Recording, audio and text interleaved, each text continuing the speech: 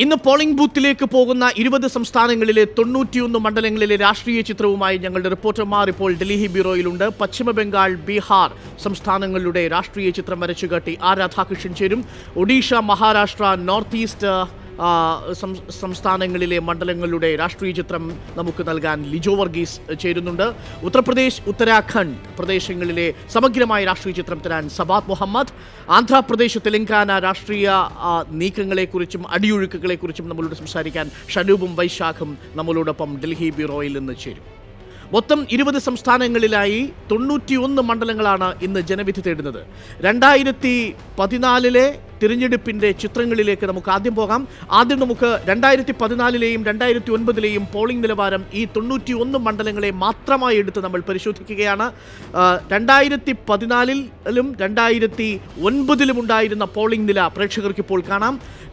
ആകെയുള്ള 543 ലോക്സഭാ സീറ്റുകളിൽ നിർണായകമായ 91 ലോക്സഭാ മണ്ഡലങ്ങളിലേക്കാണ് 56 മിനിറ്റിനകം തിരഞ്ഞെടുപ്പ് നടക്കാൻ പോകുന്നത്.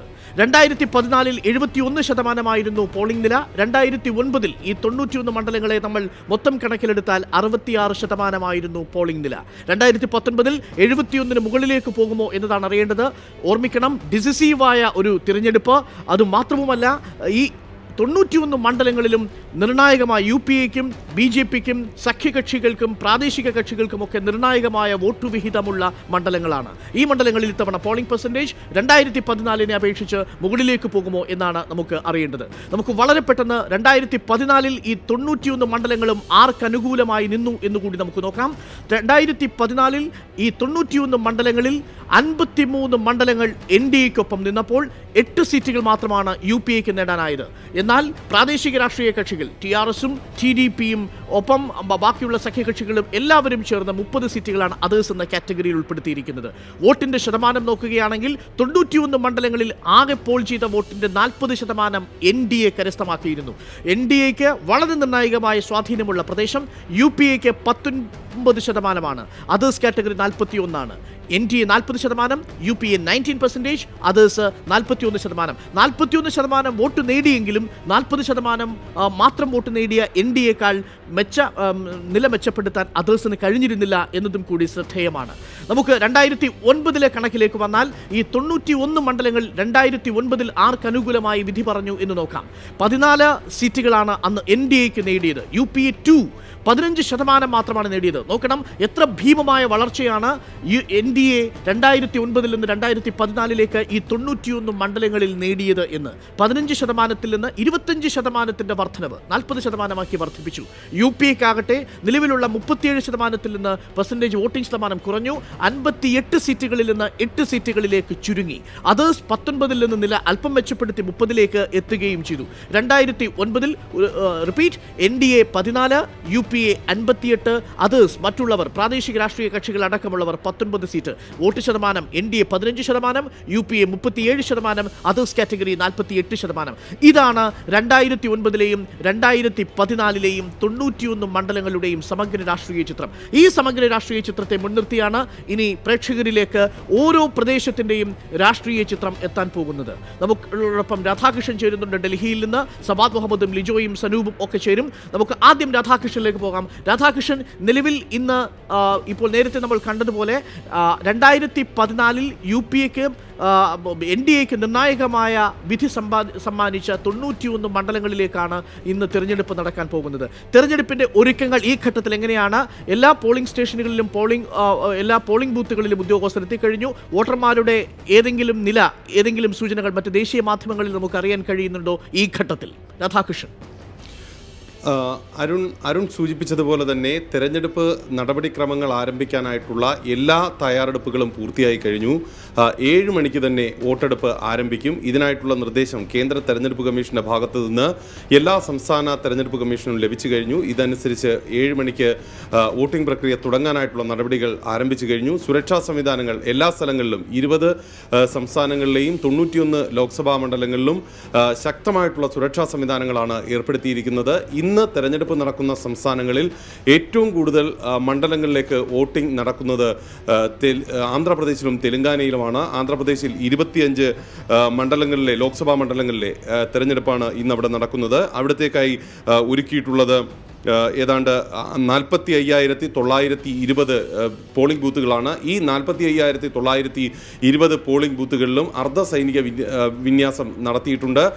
മാവോയിസ്റ്റ് ഭീഷണിയുള്ള ചില മേഖലകൾ ഇത് ഭാഗമായിട്ടുണ്ട്. അതുകൊണ്ട് തന്നെ അതിന് അനുസരിച്ചിട്ടുള്ള ഒരുക്കങ്ങളാണ് നടത്തിയിരിക്കുന്നത്. തെലങ്കാനയിലും സമാനമായിട്ടുള്ള ഒരുക്കങ്ങളാണ് നടത്തിയിരിക്കുന്നത്. 17 മണ്ഡലങ്ങളാണ് തെലങ്കാനയിൽ ഉള്ളത്. തെലങ്കാനയിലെ 17 മണ്ഡലങ്ങളിൽ 34,603 പോളിംഗ് ബൂത്തുകളാണ് സജ്ജീകരിച്ചിട്ടുള്ളത്. ഈ 34,603 പോളിംഗ് ബൂത്തുകളിലും അർദ്ധസൈനിക വിന്യാസം നടത്തിയിട്ടുണ്ട്. സമാനമായിട്ട് ഉത്തർപ്രദേശിലും ജമ്മു കാശ്മീരും ഉത്തരാഖണ്ഡും അടക്കമുള്ള മേഖലകളിലും ഭീകരവാദ ആക്രമണ ഭീഷണി നിലനിൽക്കുന്ന സാഹചര്യത്തിൽ അതിശക്തമായിട്ടുള്ള സുരക്ഷാ സംവിധാനങ്ങളാണ് ഒരുക്കിയിരിക്കുന്നത്. തെരഞ്ഞെടുപ്പ് ആരംഭിക്കാൻ ആവശ്യമായിട്ടുള്ള എല്ലാ ഒരുക്കങ്ങളും പൂർത്തിയായതായി കേന്ദ്ര തെരഞ്ഞെടുപ്പ് കമ്മീഷൻ വ്യക്തമാക്കി. ജനങ്ങൾക്ക് നിർഭയമായിട്ട് വോട്ട് ചെയ്യാൻ സാധിക്കുന്ന എല്ലാ സാഹചര്യവും ഒരുക്കിയെന്നാണ് കമ്മീഷൻ വ്യക്തമാക്കിയിട്ടുള്ളത്. ജനങ്ങളോടുള്ള അഭ്യർത്ഥന ഇന്നലെ രാത്രി തെരഞ്ഞെടുപ്പ് കമ്മീഷൻ പുറപ്പെടുവിച്ചിരുന്നു. പരമാവധി എല്ലാ ജനങ്ങളും പോളിംഗ് ബൂത്തുകളിൽ വേഗത്തിലെത്തി വോട്ട് ചെയ്യാനായിട്ടുള്ള സൗകര്യം ഉപയോഗിക്കണമെന്നാണ് തെരഞ്ഞെടുപ്പ് കമ്മീഷന്റെ അഭ്യർത്ഥന. ഇന്നലെ രാത്രിയിലും തെരഞ്ഞെടുപ്പ് കമ്മീഷൻ ഒരുക്കങ്ങൾ വിലയിരുത്തിയിരുന്നു. തിരഞ്ഞെടുപ്പുമായി ബന്ധപ്പെട്ടിട്ടുള്ള നടപടിക്രമങ്ങളുടെ റിപ്പോർട്ടിങ്ങിനായിട്ടും തെരഞ്ഞെടുപ്പ് കമ്മീഷൻ സൗകര്യങ്ങൾ വളരെ വിപുലമായിട്ടുള്ള സൗകര്യങ്ങളാണ് ഏർപ്പെടുത്തിയിരിക്കുന്നത്. ഇതിൽ ഏറ്റവും പ്രധാനം രാധാകൃഷ്ണൻ, നിലവിൽ 2014 71% പോളിംഗ് എന്ന നിലയിലേക്കാൾ കൂടുതൽ മെച്ചപ്പെടുമോ ഇപ്പോൾ ഈ 91 മണ്ഡലങ്ങളിലെയും പോളിംഗ്? എങ്ങനെയാണ് രാധാകൃഷ്ണൻ തോന്നുന്നത് ഈ മണ്ഡലങ്ങളിലെ മത്സരത്തിന്റെ കാഠിന്യം കണക്കിലെടുത്തുകൊണ്ട്, പ്രചരണം കണക്കിലെടുത്തുകൊണ്ട്? അരുൺ, 2014 കണ്ട ഒരു പ്രചരണ രംഗത്തെ ഒരു ചിത്രമായിരുന്നില്ല 2019 പൊതുവെ കാണാൻ സാധിച്ചത്. പ്രത്യേകിച്ച് വാശിയേറിയ മത്സരം, ഒരു തൂക്ക് സഭ വരുമെന്നുള്ള ചില പ്രവചനങ്ങൾ ഉണ്ടായിരുന്ന സാഹചര്യത്തിൽ പോലും അതിശക്തമായിട്ടുള്ള പ്രചരണം എല്ലാ മേഖലകളിലും ഉണ്ടായി എന്നുള്ളത് ആണ് ഏറ്റവും ശ്രദ്ധേയമായിട്ടുള്ള കാര്യം. പ്രത്യേകിച്ച് ഉത്തരേന്ത്യൻ സംസ്ഥാനങ്ങളിൽ വലിയ രീതിയിലുള്ള തെരഞ്ഞെടുപ്പ് പ്രചരണം ഉണ്ടായി. തെരഞ്ഞെടുപ്പ് കമ്മീഷന്റെ ഭാഗത്തു നിന്നും വോട്ടർമാരെ ബോധവൽക്കരിക്കാനായിട്ടുള്ള വിപുലമായിട്ടുള്ള നടപടികൾ ഉണ്ടായി എന്നതും ശ്രദ്ധേയമായിട്ടുള്ള കാര്യമാണ്. അതുകൊണ്ട് തന്നെ 2014 അപേക്ഷിച്ച് 2019 എത്തുമ്പോൾ തെരഞ്ഞെടുപ്പ് കമ്മീഷൻ ന്യായമായും പ്രതീക്ഷിക്കുന്നത് കൂടുതൽ വോട്ടിംഗ് പെർസെൻറ്റേജ് ഉണ്ടാകും എന്ന് തന്നെയാണ്. അതിന് അനുബന്ധമായിട്ടുള്ള എത്ര പെർസെന്റേജ് ആണ് പ്രെഡിക്റ്റ് ചെയ്യുന്നത്? 71, 66 ആയിരുന്നു 2009, 2014 അത് 71 ഇപ്പോൾ അത് 75 പോകാനുള്ള സാധ്യതയുണ്ടോ? തെരഞ്ഞെടുപ്പ് കമ്മീഷന്റെ ലക്ഷ്യം 75% എങ്കിലും ഉറപ്പാക്കണം എന്നതാണ്. ആദ്യഘട്ടത്തിൽ 75% സമ്മതിദാനാവകാശം വിനിയോഗിക്കുന്ന സാഹചര്യമുണ്ടായാൽ അത് അടുത്ത ഘട്ടങ്ങളിൽ 80 മുകളിലേക്ക് എത്തിക്കാനായി സാധിക്കും എന്ന ഒരു നിഗമനമാണ് കേന്ദ്ര തെരഞ്ഞെടുപ്പ് കമ്മീഷൻ. 75% പോളിംഗ് നില ഉയരുകയാണെങ്കിൽ അത് നിലവിൽ ആർക്ക് അനുകൂലമായിട്ട് തീരാനാണ് സാധ്യത? അത് NDAക്ക് അനുകൂലമായി തീർന്നുവെന്നാണോ നമ്മൾ വ്യാഖ്യാനിക്കേണ്ടത്? അത് UPAക്ക് അനുകൂലമായി തീർന്നുവെന്നാണോ? അതല്ല പ്രാദേശിക രാഷ്ട്രീയ കക്ഷികൾക്ക് TDPയും TRSും SPയും BSPയും അടക്കമുള്ള കക്ഷികൾക്ക് അനുകൂലമായി തീർന്നുവെന്നാണോ നമ്മൾ കരുതേണ്ടത്? അരുൺ, ഇക്കാര്യം മേഖലകൾ തിരിച്ചായിരിക്കും ഇതിൻ്റെ ഫലം ലഭിക്കുക. പ്രത്യേകിച്ച് തെലങ്കാനയിലും ആന്ധ്രാപ്രദേശിലും ഇപ്പോൾ ഉള്ള ഭരണവിരുദ്ധ വികാരം, ആ ഭരണവിരുദ്ധ വികാരം ഉണ്ട് എങ്കിൽ അത് പോളിംഗ് ശതമാനം കൂടുമ്പോൾ അത് ഭരണകക്ഷിക്ക് അനുകൂലമായിട്ടുള്ളൊരു സാഹചര്യം ഉണ്ടാക്കും. നിലവിലുള്ള ഒരു സാഹചര്യത്തിൽ അങ്ങനെയാണ് കാര്യങ്ങൾ പോകുന്നത്. പ്രത്യേകിച്ച് ഉത്തരേന്ത്യയിലേക്ക് വരുമ്പോഴും അതേ രീതിയിൽ പോളിംഗ് ശതമാനം ഉയരുകയാണെങ്കിൽ അതിൻ്റെ ഗുണം ഭരണകക്ഷിക്ക് ലഭിക്കുന്ന ഒരു സാഹചര്യം മുൻകാലങ്ങളിൽ ദൃശ്യമായിട്ടുണ്ട്. അതിന് അനുബന്ധമായിട്ടുള്ള സാഹചര്യമാകും ഉണ്ടാവുക. പക്ഷേ സംസ്ഥാന ഭരണം നിശ്ചയിച്ചിരിക്കുന്ന സാഹചര്യം കൂടി ഉള്ളതുകൊണ്ട് തന്നെ ഇത് സമ്മിശ്രമായിട്ടുള്ള രീതിയിലേക്ക് വിഭജിക്കപ്പെടാനാണ് സാധ്യത. അരുൺ, നമ്മളോടൊപ്പം ചേരുന്നുണ്ട് സവാദ് മുഹമ്മദ്. വളരെ ക്രിട്ടിക്കലായ പ്രദേശങ്ങളാണ് സവാദ് മുഹമ്മദ് നോക്കുന്നത്. ഉത്തർപ്രദേശും ഉത്തരാഖണ്ഡും. ഇതിൽ ഉത്തരാഖണ്ഡ് പൂർണ്ണമായും പോകുന്നു. ഉത്തർപ്രദേശിൽ 8 സീറ്റുകളാണ് പ്രധാനമായും ഇത്തവണ ലോക്സഭാ തെരഞ്ഞെടുപ്പിൽ ഈ ആദ്യഘട്ടത്തിലേക്ക് പോകുന്നത്. നിലവിൽ പോളിംഗ് പെർസെൻറ്റേജ് ഈ മണ്ഡലങ്ങളിലെല്ലാം തന്നെ ശരാശരി 66-നും 71-നും ഇടയിലാണ്. വർദ്ധിക്കാനുള്ള സാധ്യത എത്രത്തോളമുണ്ട്?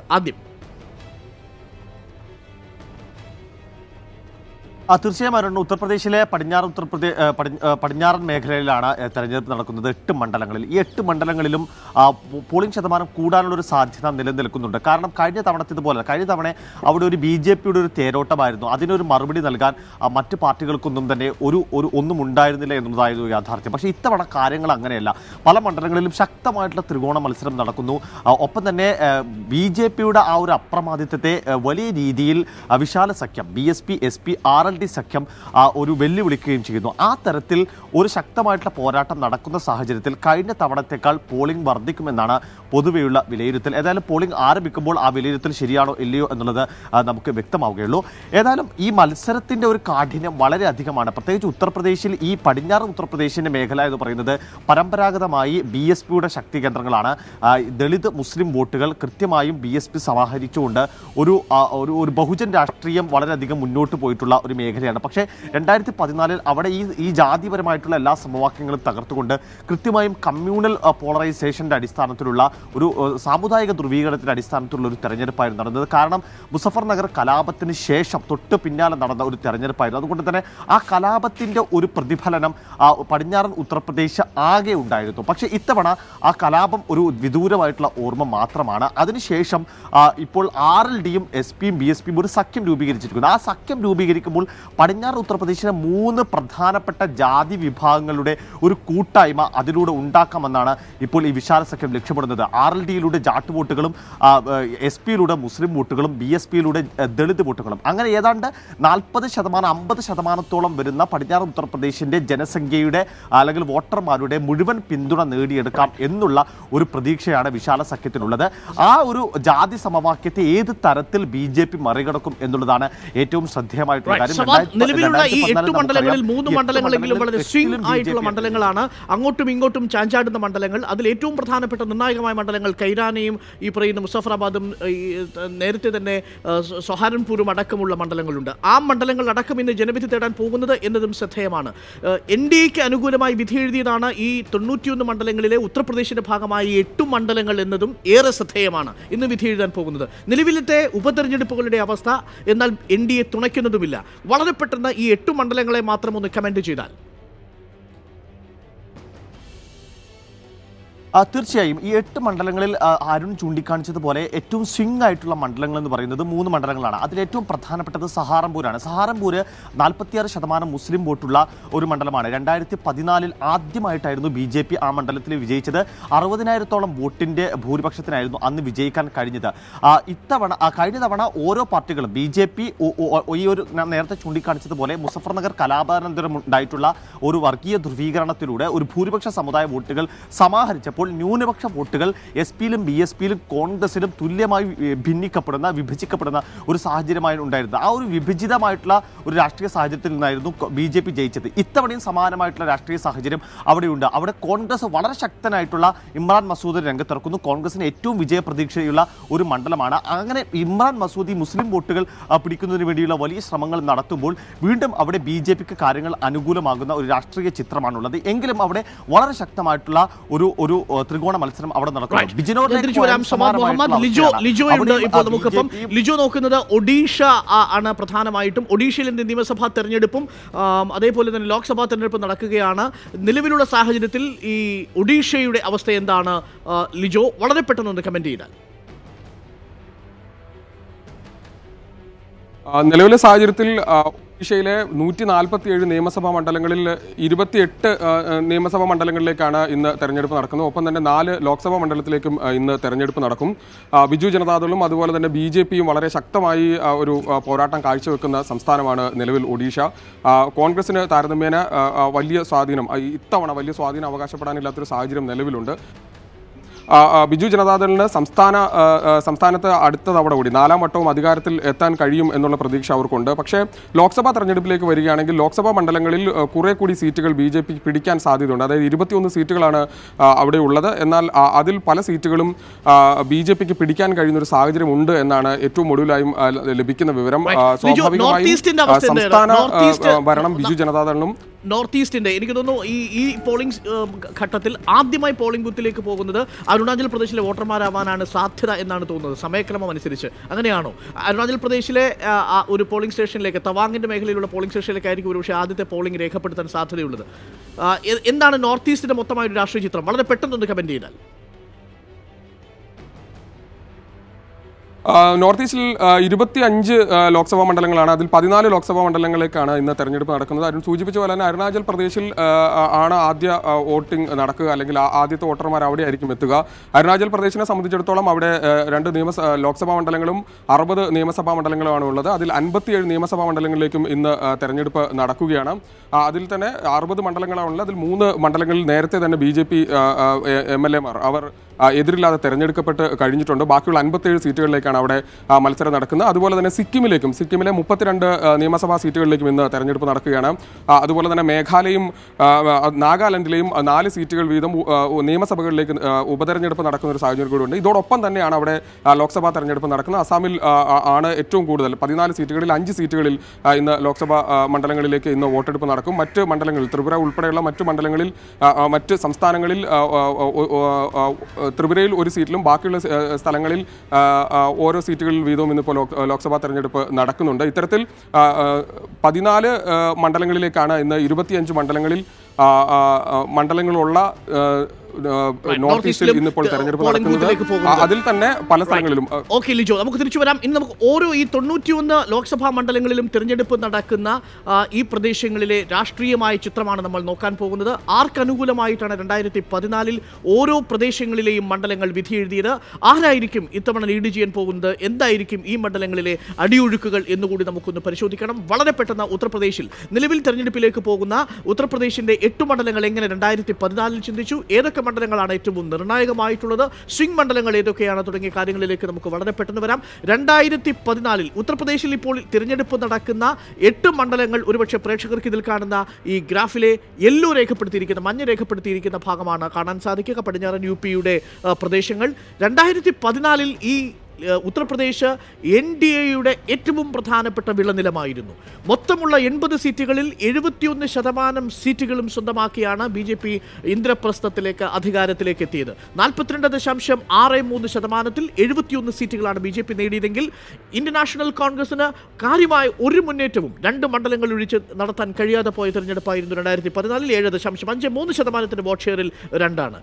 അതേഴ്സ് എന്ന് പറയുന്ന SPBSPക്ക് പൂർണ്ണമായിട്ടും രാഷ്ട്രീയ പ്രതീക്ഷ അസ്തമിച്ചു പോയതായിരുന്നു ലോക്സഭാ തെരഞ്ഞെടുപ്പ് 2014. 23.36% വോട്ട് വിഹിതം ഉണ്ടായിരുന്നിട്ടും SPക്കും BSPക്കും RLDക്കും മെച്ചപ്പെട്ട ഒരു മുന്നേറ്റം കാഴ്ചവെക്കാൻ 2014 കഴിയാതെ പോയി. 2014 ഈ ഇന്ന് തെരഞ്ഞെടുപ്പിലേക്ക് പോകുന്ന 91 നിയമസഭാ മണ്ഡലങ്ങളിലെ 8 എണ്ണം ഉത്തർപ്രദേശിലാണ്. എങ്ങനെയാണ് ഈ 8 ലോക്സഭാ മണ്ഡലങ്ങൾ 2014 ജനവിധി എഴുതിയത് എന്നുകൂടി പരിശോധിക്കാം. BJP 8 നേടിയിരുന്നു എന്നതാണ് ഏറ്റവും ശ്രദ്ധേയമായ കാര്യം. അതായത് ഇന്ന് ജനവിധി നടക്കുന്ന ഉത്തർപ്രദേശിലെ 8 ലോക്സഭാ മണ്ഡലങ്ങളിൽ 8ഉം BJPയുടെ കയ്യിലിരിക്കുന്നതാണ്. Indian National Congress 6.81% 0. Then others SPക്കും BSPക്കും RLDക്കും യാതൊരു സ്വാധീനവും ഉണ്ടായിരുന്നില്ല. പക്ഷെ ഓർമ്മിക്കണം, ഈ 8 മണ്ഡലങ്ങളിൽ 3 മണ്ഡലങ്ങൾ പിന്നീട് ഉപതെരഞ്ഞെടുപ്പ് വന്നപ്പോൾ BJPയെ കൈവിടുന്ന സാഹചര്യവും ഉണ്ടായി എന്നത് ഇതിനോട് കൂട്ടി വായിക്കേണ്ടതാണ്. ഇതിലെ വോട്ടിംഗ് ശതമാനം വളരെ ശ്രദ്ധേയമാണ്. 48.95% BJPക്ക് 8 സീറ്റുകളിലെ ലഭിച്ച വോട്ട് വിഹിതം. ഇന്ത്യൻ നാഷണൽ കോൺഗ്രസിന് 6%, അതേഴ്സ് SPBSP RLDക്ക് 42%. ഏറ്റവും കൗതുകകരമായ കാര്യം, SPBSP RLDയുടെ മഹാഗഠബന്ധനും ഇന്ത്യൻ നാഷണൽ കോൺഗ്രസിന്റെ വോട്ട് വിഹിതവും നമ്മളൊന്ന് കമ്പൈൻ ചെയ്യുകയാണെങ്കിൽ അത് BJPക്ക് തത്തുല്യമായ വോട്ട് വിഹിതത്തിലേക്ക് വരും. അത് സീറ്റായി മാറാനുള്ള സാധ്യതയും കൂടുതലായിരുന്നു. പക്ഷേ കഴിഞ്ഞ തവണത്തെ പോലെ തന്നെ ഇത്തവണയും സ്പ്ലിറ്റായി നിൽക്കുന്ന, വേർതിരിഞ്ഞ് നിൽക്കുന്ന ഒരു രാഷ്ട്രീയ അന്തരീക്ഷമുണ്ട് BJPയുടെ പ്രതിപക്ഷ കക്ഷികൾക്ക്. അത് ക്യാഷ് ഇൻ ചെയ്യാനാണ് BJPയും ശ്രമിക്കുന്നത്. നിലവിൽ 8 സീറ്റുകളാണ് 2014 ആദ്യഘട്ടത്തിൽ ഉത്തർപ്രദേശിൽ നിന്ന് പോളിംഗ് സ്റ്റേഷനിലേക്ക് പോകുന്നത്. സവാദ് മുഹമ്മദ് ചേരുന്നു. സവാദ് മുഹമ്മദ്, ഇപ്പോൾ നമ്മൾ കണ്ട ഈ രാഷ്ട്രീയ ചിത്രത്തിൽ ഈ 8 സീറ്റുകളും 8 എണ്ണവും BJPക്ക് അനുകൂലമായി തീർന്നതാണ്. പക്ഷേ ഏറ്റവും കൗതുകകരമായ കാര്യം, നമ്മൾ ആ കണക്കിൽ കണ്ട കൗതുകം, അതേഴ്സ് എന്ന കാറ്റഗറിയിലെ മഹാഗഠബന്ധനിലെ SPയും BSPയും RLDയും ഇന്ത്യൻ നാഷണൽ കോൺഗ്രസുമായി ചേരുകയാണെങ്കിൽ BJPക്ക് ഉണ്ടായിരുന്ന അതേ വോട്ട് വിഹിതം ഈ 8 മണ്ഡലങ്ങളിൽ കാത്തുസൂക്ഷിക്കാൻ കഴിയുകയും ചെയ്യും. നിലവിലുള്ള സാഹചര്യത്തിൽ ഈ 8 മണ്ഡലങ്ങൾ ഇപ്പോഴത്തെ രാഷ്ട്രീയ അവസ്ഥ എന്താണ്? സാധ്യതകളും സൂചനകളും അടിയൊഴുക്കുകളും എന്താണ് സവാദ്? തീർച്ചയായും ഈ 8 മണ്ഡലങ്ങളിൽ ഇപ്പോഴും ഇന്ത്യൻ നാഷണൽ കോൺഫറൻസ് ഒരു പെരിഫറൽ ശക്തി മാത്രമാണ്. 2 മണ്ഡലങ്ങളിൽ മാത്രമാണ് കോൺഗ്രസിന് ഒരു പ്രതീക്ഷയുള്ളത്. അത് സഹാറൻപൂരിലും ബിജ്നോറിലും മാത്രമാണ്. പക്ഷെ ആ 2 മണ്ഡലങ്ങളിൽ പോലും ഒരു വോട്ട് കട്ടർ എന്നതിനപ്പുറത്തേക്ക് ഒരു വിജയത്തിലേക്ക് എത്താൻ കോൺഗ്രസിന് സാധിക്കുമോ എന്ന കാര്യത്തിൽ വലിയ സംശയം നിലനിൽക്കുന്നുണ്ട്.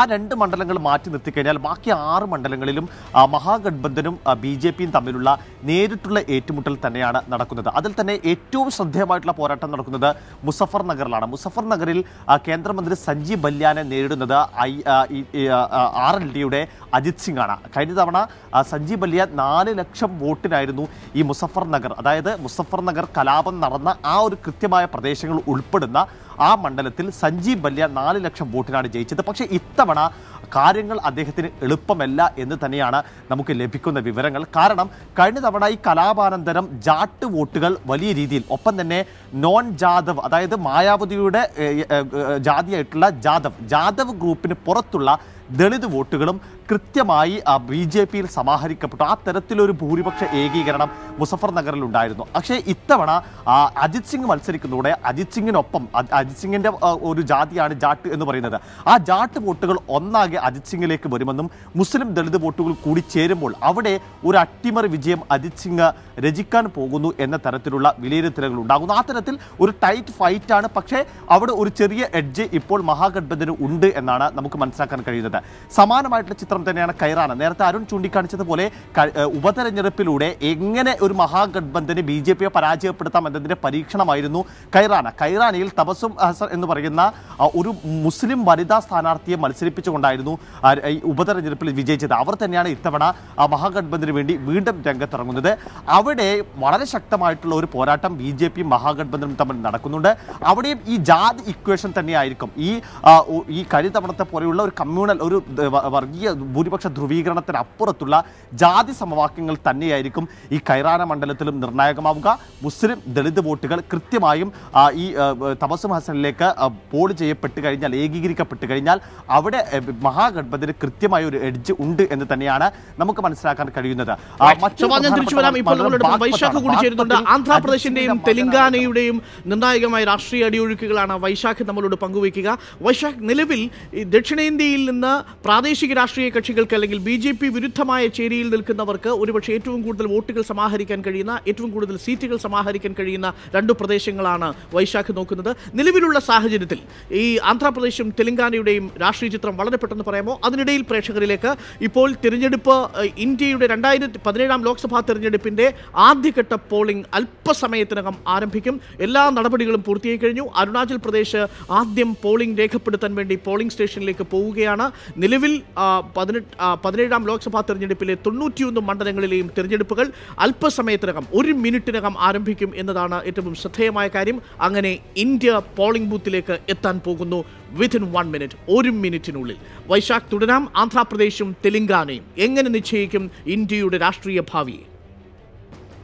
ദക്ഷിണേന്ത്യൻ സംസ്ഥാനങ്ങളിൽ ഏറ്റവും പ്രധാനപ്പെട്ട സംസ്ഥാനങ്ങളാണ് ഇപ്പോൾ ആന്ധ്രാപ്രദേശും തെലങ്കാനയും. പ്രധാനമായും ഇവിടെ ആന്ധ്രാപ്രദേശിൻ്റെ കാര്യത്തിലേക്ക് നമുക്ക് എടുക്കുകയാണെങ്കിൽ ആന്ധ്രാപ്രദേശിൽ നിയമസഭാ തെരഞ്ഞെടുപ്പും അതുപോലെ തന്നെ ലോക്സഭാ തെരഞ്ഞെടുപ്പും ഒരുമിച്ചാണ് നടക്കുന്നത്. നിയമസഭാ തെരഞ്ഞെടുപ്പ് 175 മണ്ഡലങ്ങളിലാണ് നിയമസഭാ തെരഞ്ഞെടുപ്പ് നടക്കുന്നത്. അതേസമയം 25 മണ്ഡലങ്ങളിലാണ് ലോക്സഭാ തെരഞ്ഞെടുപ്പ് നടക്കുന്നത്. ആന്ധ്രാപ്രദേശിനെ സംബന്ധിച്ചോളം വലിയ ഒരു നിർണായകമായ തെരഞ്ഞെടുപ്പാണ് നിയമസഭാ തെരഞ്ഞെടുപ്പും അതുപോലെ തന്നെ ലോക്സഭാ തെരഞ്ഞെടുപ്പും. ആന്ധ്ര വിഭജനത്തിന് ശേഷം ശക്തമായ ഒരു വികാരം ഇപ്പോൾ TDPക്കെതിരെ ഉയർന്നു നിൽക്കുകയാണ്, സർക്കാരിനെതിരെ ഉയർന്നു നിൽക്കുക. അതെങ്ങനെ കൈകാര്യം ചെയ്യും എന്ന കൈകാര്യം ചെയ്യും, അതിൽ എങ്ങനെ ജനങ്ങൾ അതിൽ പ്രതികരിക്കും എന്ന കാര്യമാണ് ഇപ്പോൾ നമുക്ക് മനസ്സിലാക്കേണ്ടത്. കാരണം TDP ഇപ്പോൾ TDPക്കെതിരെ ശക്തമായ ഒരു ഭരണവിരുദ്ധ വികാരം സംസ്ഥാനത്തുണ്ട്. അത് മുതലാക്കാൻ വേണ്ടിയിട്ടാണ് YSR കോൺഗ്രസിൻ്റെ ശ്രമം. ആ തരത്തിലുള്ള ഒരു നീക്കമാണ് അവിടെ നടത്തിയത്. ശക്തമായി തന്നെ ക്യാമ്പയിൻ നടത്തിയിട്ടുണ്ട്. കാരസീമയിൽ അടക്കം തന്നെ YRS ശക്തമായ ഒരു നീക്കം, ശക്തമായ പ്രചാരണം TDPക്കെതിരെ നടത്തിയിട്ടുണ്ട്. അത് എങ്ങനെ വോട്ടാകുമെന്ന് നമുക്ക് കാത്തിരുന്ന് കാരണം ഏറ്റവും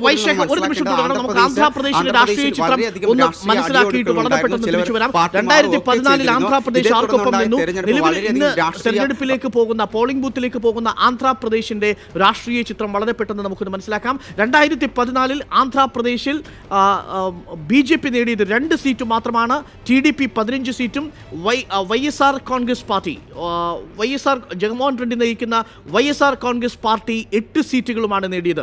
ഇതിൽ ഏറ്റവും കൗതുകകരമായ കാര്യം TDPയേക്കാൾ കൂടുതൽ വോട്ട് വിഹിതം നേടിയിട്ടുണ്ട് ജഗൻമോഹൻ റെഡ്ഡി നയിക്കുന്ന YSRCP. YS രാജശേഖർ റെഡ്ഡിയുടെ കോൺഗ്രസ് നേടിയിട്ടുണ്ട് 45.38. 5% TDPയേക്കാൾ വോട്ട് വിഹിതം കൂടുതൽ നേടിയിട്ടും അത് സീറ്റാക്കാൻ കഴിയാതെ പോയി YSR കോൺഗ്രസ് പാർട്ടിക്ക് എന്നുള്ളതാണ് ഏറ്റവും ശ്രദ്ധേയമായ കാര്യം. തെലുങ്കുദേശം പാർട്ടി ചന്ദ്രബാബു നായിഡുവിൻ്റെ തെലുങ്കുദേശം പാർട്ടിക്ക് 40.54 വോട്ട് വിഹിതം കൊണ്ട് 15 സീറ്റുകൾ സ്വന്തമാക്കാൻ കഴിഞ്ഞു. BJP 2 സീറ്റുകളാണ് ആന്ധ്രാപ്രദേശിൽ നേടിയത്. ഇത്തവണ BJP നില മെച്ചപ്പെടുത്തുമോ? ഭരണവിരുദ്ധ വികാരം TDPക്ക് എതിരാണ്. അത് YSRCPക്കും ജഗ്മോഹൻ റെഡ്ഡിക്കും എത്രമാത്രം അനുകൂലമായ ഘടകമായി തീരുമെന്നതാണ് ഏറ്റവും ശ്രദ്ധേയമായത്. ഇന്ന് പോളിംഗ് നടക്കുന്ന 2014 25 മണ്ഡലങ്ങളുമുണ്ട്. 25 മണ്ഡലങ്ങളിലേക്കും മാത്രവുമല്ല ആന്ധ്രാപ്രദേശ് നിയമസഭയിലേക്കും തെരഞ്ഞെടുപ്പ് നടക്കുന്നുണ്ട്. സമഗ്രമായ രാഷ്ട്രീയ ചിത്രം ഇതാണ്. TDP 15, YSRCP 8. വോട്ട് ശതമാനം നോക്കുകയാണെങ്കിൽ 40.54, 45.38. നമ്മൾ ബാക്കിയുള്ള കക്ഷികളെ മാറ്റിവെച്ചാൽ ഈ ഫൈറ്റ് TDPയും YSR കോൺഗ്രസ് പാർട്ടിയും തമ്മിലാണെന്ന് പറയേണ്ടി വരും. വൈശാഖ്, നിലവിൽ ഇതാണ് വോട്ടിംഗ് പെർസെൻറ്റേജ്. YSR കോൺഗ്രസ് പാർട്ടിയും TDPയും തമ്മിലുള്ള ഒരു പോരാട്ടം. ഒപ്പം BJPക്ക് 2 സീറ്റ് മാത്രം ലഭിച്ച ഒരു സാഹചര്യം. ഇതിൽ നിന്ന് എത്ര വ്യത്യസ്തമാകാൻ നിലവിൽ ഈ സാഹചര്യങ്ങളുണ്ട്. ആൻറ്റി ഇൻകുംപെൻസി അഥവാ ഭരണവിരുദ്ധ വികാരം നിലവിലുണ്ട് എന്ന യാഥാർത്ഥ്യം മനസ്സിലാക്കുന്ന സാഹചര്യത്തിൽ തീർച്ചയായിട്ടും അരുൺ, നമുക്ക് അങ്ങനെ വേണം മനസ്സിലാക്കാൻ. ഇത്തവണ ഏറ്റവും നിർണായകമാകുക YSR പിടിച്ചെടുക്കുന്ന വോട്ട് എത്രത്തോളമായിരിക്കും, എത്ര സീറ്റുകൾ YSR നേടും എന്ന തരത്തിലാണ്.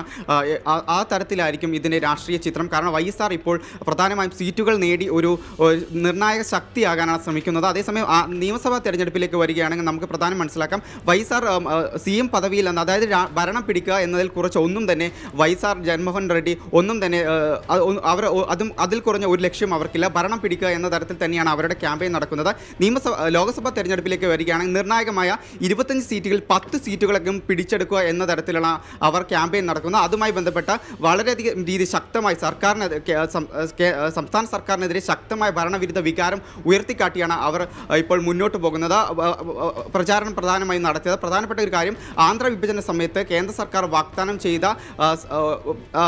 പ്രത്യേക പദവി വാങ്ങിയെടുക്കുന്നതിൽ ആന്ധ്രാപ്രദേശ് മുഖ്യമന്ത്രി ചന്ദ്രബാബു നായിഡു പരാജയപ്പെട്ടു എന്ന തരത്തിലുള്ള പ്രചാരണമാണ് അവർ ഉടനീളം നടത്തിയത്. അതുപോലെ തന്നെ കർഷകർ നേരിടുന്ന പ്രശ്നങ്ങളും അടക്കം തന്നെ പ്രാദേശിക പ്രശ്നങ്ങളും, അതുപോലെ തന്നെ വെള്ളമില്ലായ്മ, ഡാമുകളിൽ വെള്ളമില്ലായ്മ, അതുപോലെ തന്നെ ചില അണക്കെട്ടുകളുടെ നിർമ്മാണം, ഇത് ചൂണ്ടിക്കാട്ടിയാണ് YSR കോൺഗ്രസ് ശക്തമായും അവിടെ പ്രചാരണം നടത്തിയത്. എന്നാൽ കാണുന്നത് ഈ 91 മണ്ഡലങ്ങളിലെയും തിരഞ്ഞെടുപ്പിന്റെ ആദ്യ നടപടിക്രമങ്ങൾ ആരംഭിച്ചു കഴിഞ്ഞു. പോളിംഗ് രേഖ തുടങ്ങിക്കഴിഞ്ഞുവെന്നാണ് മനസ്സിലാക്കാൻ സാധിക്കുന്നത്. പോളിംഗിന്റെ ഭാഗമായി പല ബൂത്തുകളിലും ക്യൂ രൂപപ്പെട്ടിട്ടുണ്ട്. നേരത്തെ അതിരാവിലെ തന്നെ പോളിംഗ് ചെയ്യാൻ വേണ്ടി, തെരഞ്ഞെടുപ്പിന് വേണ്ടിയിട്ട് വിധി എഴുതാൻ വേണ്ടി ജനങ്ങൾ അത്യുത്സാഹത്തോടു കൂടി പോളിംഗ് സ്റ്റേഷനുകളിലേക്ക് പോകുന്ന ചിത്രങ്ങൾ ANI നമുക്ക് തരുന്നുണ്ട്. ANI തരുന്ന ദൃശ്യങ്ങൾ പ്രേക്ഷകരിലേക്ക് തത്സമയം തന്നെ എത്തിക്കാം. നിലവിൽ എല്ലാ പോളിംഗ് സ്റ്റേഷനുകളിലും പോളിംഗ് ആരംഭിച്ചു കഴിഞ്ഞു. 91 മണ്ഡലങ്ങളിലെയും പോളിംഗ് സ്റ്റേഷനുകളിലേക്ക് വോട്ടർമാർ വിധി എഴുതാനായി എത്തിക്കഴിഞ്ഞു. അരുണാചൽ പ്രദേശിലാണ് ആദ്യ വിധി എഴുത്ത് നടന്നത് എന്നാണ് മനസ്സിലാക്കുന്നത്. പ്രവീൺ തൊഗാഡിയ സംസാരിക്കുന്നുണ്ട് മാധ്യമങ്ങളിലോട്. നമുക്ക് കാണാം. प्रवीण तोगाडिया तत्समय आवश्यक आणि पवित्र असं कर्तव्य आहे. मतदान हे राष्ट्राच्या सुरक्षेकरता, विकासाकरता, एकात्मतेकरता करावं. त्याचे मुद्दे लक्षात घेऊन विचारपूर्वक सर्वांनी मतदान करावं हेच आम्ही मांडत आलो आहोत. इलेक्शन कमिशन आपलं जे म्हणतं तेच आम्ही करत आलो आहोत. आता आम्हाला जाऊ दे. मतदान अपना आवश्यक और पवित्र कर्तव्य है. सबने मतदान करना चाहिए. मतदान राष्ट्र की सुरक्षा, विकास और एकात्मता के लिए करना चाहिए. രാഷ്ട്രത്തിന്റെ സുരക്ഷയ്ക്കും രാഷ്ട്രത്തിന്റെ വികസനത്തിനും വേണ്ടി വോട്ട് രേഖപ്പെടുത്തണമെന്നാണ് പ്രവീൺ തൊഗാഡിയ ഇപ്പോൾ മാധ്യമങ്ങളെ കണ്ട് അഭിസംബോധന ചെയ്ത് സംസാരിക്കുന്നത്. നിലവിൽ 17ാം ലോക്സഭാ തെരഞ്ഞെടുപ്പിന്റെ പോളിംഗ് ആരംഭിച്ചിരിക്കുന്നു. ആദ്യഘട്ടം രാജ്യം പോളിംഗ് ബൂത്തിലേക്ക് പോയിരിക്കുന്നു എന്നതാണ് പ്രേക്ഷകരെ അറിയിക്കുന്ന ഈ നിമിഷത്തിൽ ഏറ്റവും പ്രധാനപ്പെട്ട തെരഞ്ഞെടുപ്പ് വാർത്ത. വൈശാഖ് തുടരാം. നമ്മൾ ആന്ധ്രാപ്രദേശിന്റെ കാര്യമാണ് പറഞ്ഞത്. വളരെ പെട്ടെന്ന് എനിക്ക് തെലങ്കാനയിലേക്ക് വരണം. അതിനു മുമ്പ് ഞാൻ ലിജോയിലേക്ക് പോകുന്നു. ലിജോ, അരുണാചൽ പ്രദേശ്, നോർത്ത് ഈസ്റ്റും അടക്കമുള്ള എല്ലാ പോളിംഗ് സ്റ്റേഷനുകൾക്കും വിധിയെഴുത്ത് ആരംഭിച്ചു കഴിഞ്ഞിരിക്കുന്നു. അങ്ങനെ നമ്മൾ കാത്തിരുന്ന ആ വലിയ ഇന്ത്യൻ തിരഞ്ഞെടുപ്പിൻ്റെ അല്ലെങ്കിൽ 2019 ലോക്സഭാ തെരഞ്ഞെടുപ്പ് ഉത്സവത്തിൻ്റെ തുടക്കം കുറിച്ചിരിക്കുന്നു, കൊടിയേറി കഴിഞ്ഞിരിക്കുന്നു. എല്ലാ പോളിംഗ് സ്റ്റേഷനുകളിലും നീണ്ട ക്യൂ കാണപ്പെടുന്നുണ്ട്. എന്താണ് അവസ്ഥ?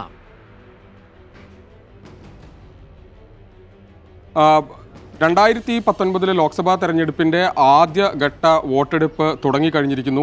ജനങ്ങൾ വിധി എഴുതുന്നതിനായി എല്ലാ മണ്ഡലങ്ങളിലെയും പോളിംഗ് ബൂത്തുകളിലേക്ക് എത്തിയിരിക്കുന്നു. 18 സംസ്ഥാനങ്ങളിലേക്കും 2 കേന്ദ്രഭരണ പ്രദേശങ്ങളിലുമുള്ള മണ്ഡലങ്ങളിലാണ് ഇന്നിപ്പോൾ തെരഞ്ഞെടുപ്പ് നടക്കുന്നത്. ചില സ്ഥലങ്ങളിൽ ലോക്സഭാ തെരഞ്ഞെടുപ്പിനൊപ്പം നിയമസഭാ തെരഞ്ഞെടുപ്പ് നടക്കുന്നു എന്നുള്ളതും ശ്രദ്ധേയമാണ്. രാജ്യത്തിന്റെ ഭാവി നിർണ്ണയിക്കാൻ പോകുന്ന ഒരു പ്രധാനപ്പെട്ട തെരഞ്ഞെടുപ്പ് എന്ന നിലയിലാണ് ഇന്നത്തെ ഈ വോട്ടിങ്ങിനെ എല്ലാവരും നോക്കിക്കാണുന്നത്. എല്ലാ സ്ഥലങ്ങളിലും വോട്ട് രേഖപ്പെടുത്തുന്നതിനായി ജനങ്ങൾ എത്തിത്തുടങ്ങിയിട്ടുണ്ട്. രാവിലെ മുതൽ തന്നെ ഒരു മികച്ച പ്രതികരണം തെരഞ്ഞെടുപ്പിന് ലഭിച്ചിട്ടുണ്ട് എന്നാണ് നമ്മൾ മനസ്സിലാക്കുന്നത്. അത് വരും മണിക്കൂറുകളിൽ അത് കൂടുകയും വോട്ടിംഗ് ശതമാനം എത്രത്തോളം ഉണ്ടാകുമെന്നുള്ള കാര്യത്തിൽ നമുക്ക് കുറെ കൂടി വ്യക്തത വരും. ഏതായാലും കഴിഞ്ഞ തവണത്തേക്കാൾ കൂടുതൽ വോട്ടിംഗ് ശതമാനം ഇക്കാര്യത്തിൽ ഉണ്ടാകും. ഏതാണ്ട് 75-ോളം വോട്ടർമാർ ഇത്തവണ തെരഞ്ഞെടുപ്പിനായി എത്തും, വോട്ട് രേഖപ്പെടുത്തുമെന്നാണ് നമ്മൾ മനസ്സിലാക്കുന്നത്. അരുണാചൽ പ്രദേശിലാണ് ഏറ്റവും ആദ്യം എന്ന നിലയ്ക്ക് വോട്ടിംഗ് തുടങ്ങുന്ന സമയക്രമം അനുസരിച്ച് അവിടെ ആണ് ആദ്യ വോട്ടിംഗ് തുടങ്ങിയിട്ടുള്ളത്. അരുണാചൽ പ്രദേശിൽ ഇന്ന് 57 നിയമസഭാ മണ്ഡലങ്ങളിലേക്കും കൂടിയുള്ള തെരഞ്ഞെടുപ്പ് നടക്കുന്നുണ്ട്. 2 ലോക്സഭാ മണ്ഡലങ്ങളിലേക്കും ഇന്ന് അവിടെ തെരഞ്ഞെടുപ്പാണ്. ഇത്തരത്തിൽ വടക്ക് കിഴക്കൻ സംസ്ഥാനങ്ങളിലുള്ള മിക്ക സംസ്ഥാനങ്ങളിലും ഇന്നിപ്പോൾ ലോക്സഭാ തെരഞ്ഞെടുപ്പ് നടക്കുന്നുണ്ട്. ചില സംസ്ഥാനങ്ങളിൽ ഒരു സീറ്റിലേക്കാണ് മത്സരം നടക്കുന്നത്. ആസാമിലാണ് ഏറ്റവും കൂടുതൽ ലോക്സഭാ മണ്ഡലങ്ങളിലേക്ക് ഇന്ന് തെരഞ്ഞെടുപ്പ് നടക്കുന്നത്. അവിടെ 5 മണ്ഡലങ്ങളിലേക്ക് അമിത്ഷാ അടക്കമുള്ളവരുടെ ഇത്തവണത്തെ രാഷ്ട്രീയ പദ്ധതി ഉത്തർപ്രദേശിൽ നഷ്ടപ്പെടുന്ന സീറ്റുകൾക്ക് പകരം വയ്ക്കാൻ വടക്ക് കിഴക്കൻ സംസ്ഥാനങ്ങളിലേക്ക് BJPയെ കാവി പുതപ്പിക്കുക എന്നൊരു പദ്ധതി ഉണ്ടായിരുന്നു.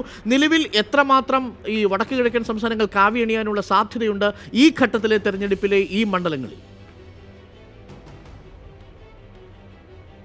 അരുൺ, 25 ലോക്സഭാ മണ്ഡലങ്ങളാണ് വടക്ക് കിഴക്കൻ സംസ്ഥാനങ്ങളിൽ ഉള്ളത്. ഇതിൽ 20 സീറ്റ് എങ്കിലും പിടിച്ചെടുക്കുക എന്നുള്ളതാണ് BJPയുടെ ശ്രമം. അതിലേറ്റവും പ്രധാനപ്പെട്ട കാര്യം, അവിടെ ചർച്ചയാകുന്ന ഏറ്റവും പ്രധാനപ്പെട്ട വിഷയം എന്ന് പറയുന്നത് ദേശീയ പൗരത്വ ഭേദഗതി ബില്ലാണ്. ഈ കാര്യവുമായി ബന്ധപ്പെട്ട് വലിയ രീതിയിലുള്ള പ്രതിസന്ധി BJP കഴിഞ്ഞിടയിൽ നേരിട്ടു. രാജ്യസഭയിലും ലോക്സഭയിലും ബില്ല് പാസ്സാക്കുന്നതുമായി ബന്ധപ്പെട്ട് വലിയ രീതിയിൽ പ്രതിസന്ധി ഉണ്ടായി. BJP ഒറ്റയ്ക്ക് എന്ന നിലയ്ക്കല്ല, വിവിധ നോർത്ത് ഈസ്റ്റ് സംസ്ഥാനങ്ങളിലെ അവിടെയുള്ള പ്രാദേശിക പാർട്ടികളുമായി സഖ്യമുണ്ടാക്കി വിജയിക്കുക എന്നുള്ള ലക്ഷ്യമാണ്, അല്ലെങ്കിൽ അത്തരത്തിലൊരു രാഷ്ട്രീയ തന്ത്രമാണ് BJP അവിടെ പയറ്റിക്കൊണ്ടിരിക്കുന്നത്.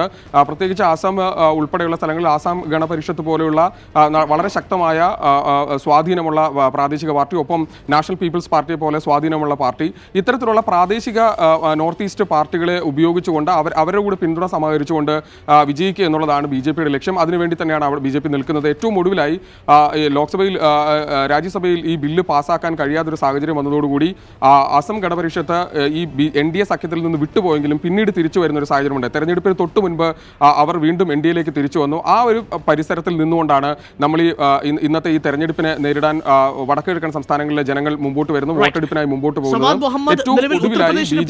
ഉത്തരാഖണ്ഡ് ഇന്ന് 5 സീറ്റുകൾ പാർലമെന്റ് മണ്ഡലങ്ങൾ കൂടി ജനവിധി തേടുന്നുണ്ട്. ഉത്തരാഖണ്ഡിന്റെ രാഷ്ട്രീയ സാഹചര്യം, അടിയൊഴുക്കുകൾ, നിർണായകമാകുന്ന വിഷയങ്ങൾ വളരെ പെട്ടെന്ന് കമന്റ് ചെയ്ത്. തീർച്ചയായും അരുൺ, 5 മണ്ഡലങ്ങളാണ് ഉത്തരാഖണ്ഡിലുള്ളത്. ഉത്തരാഖണ്ഡിൽ ഈ 5 മണ്ഡലങ്ങളിലും BJPയും കോൺഗ്രസുമാണ് നേരിട്ട് ഏറ്റുമുട്ടുന്നത്. അവിടെ ഈ 2 പാർട്ടികളും പരമ്പരാഗത ശക്തികളാണ്. ആ 2 ശക്തികളും തമ്മിലുള്ള ഒരു പോരാട്ടമാണ്.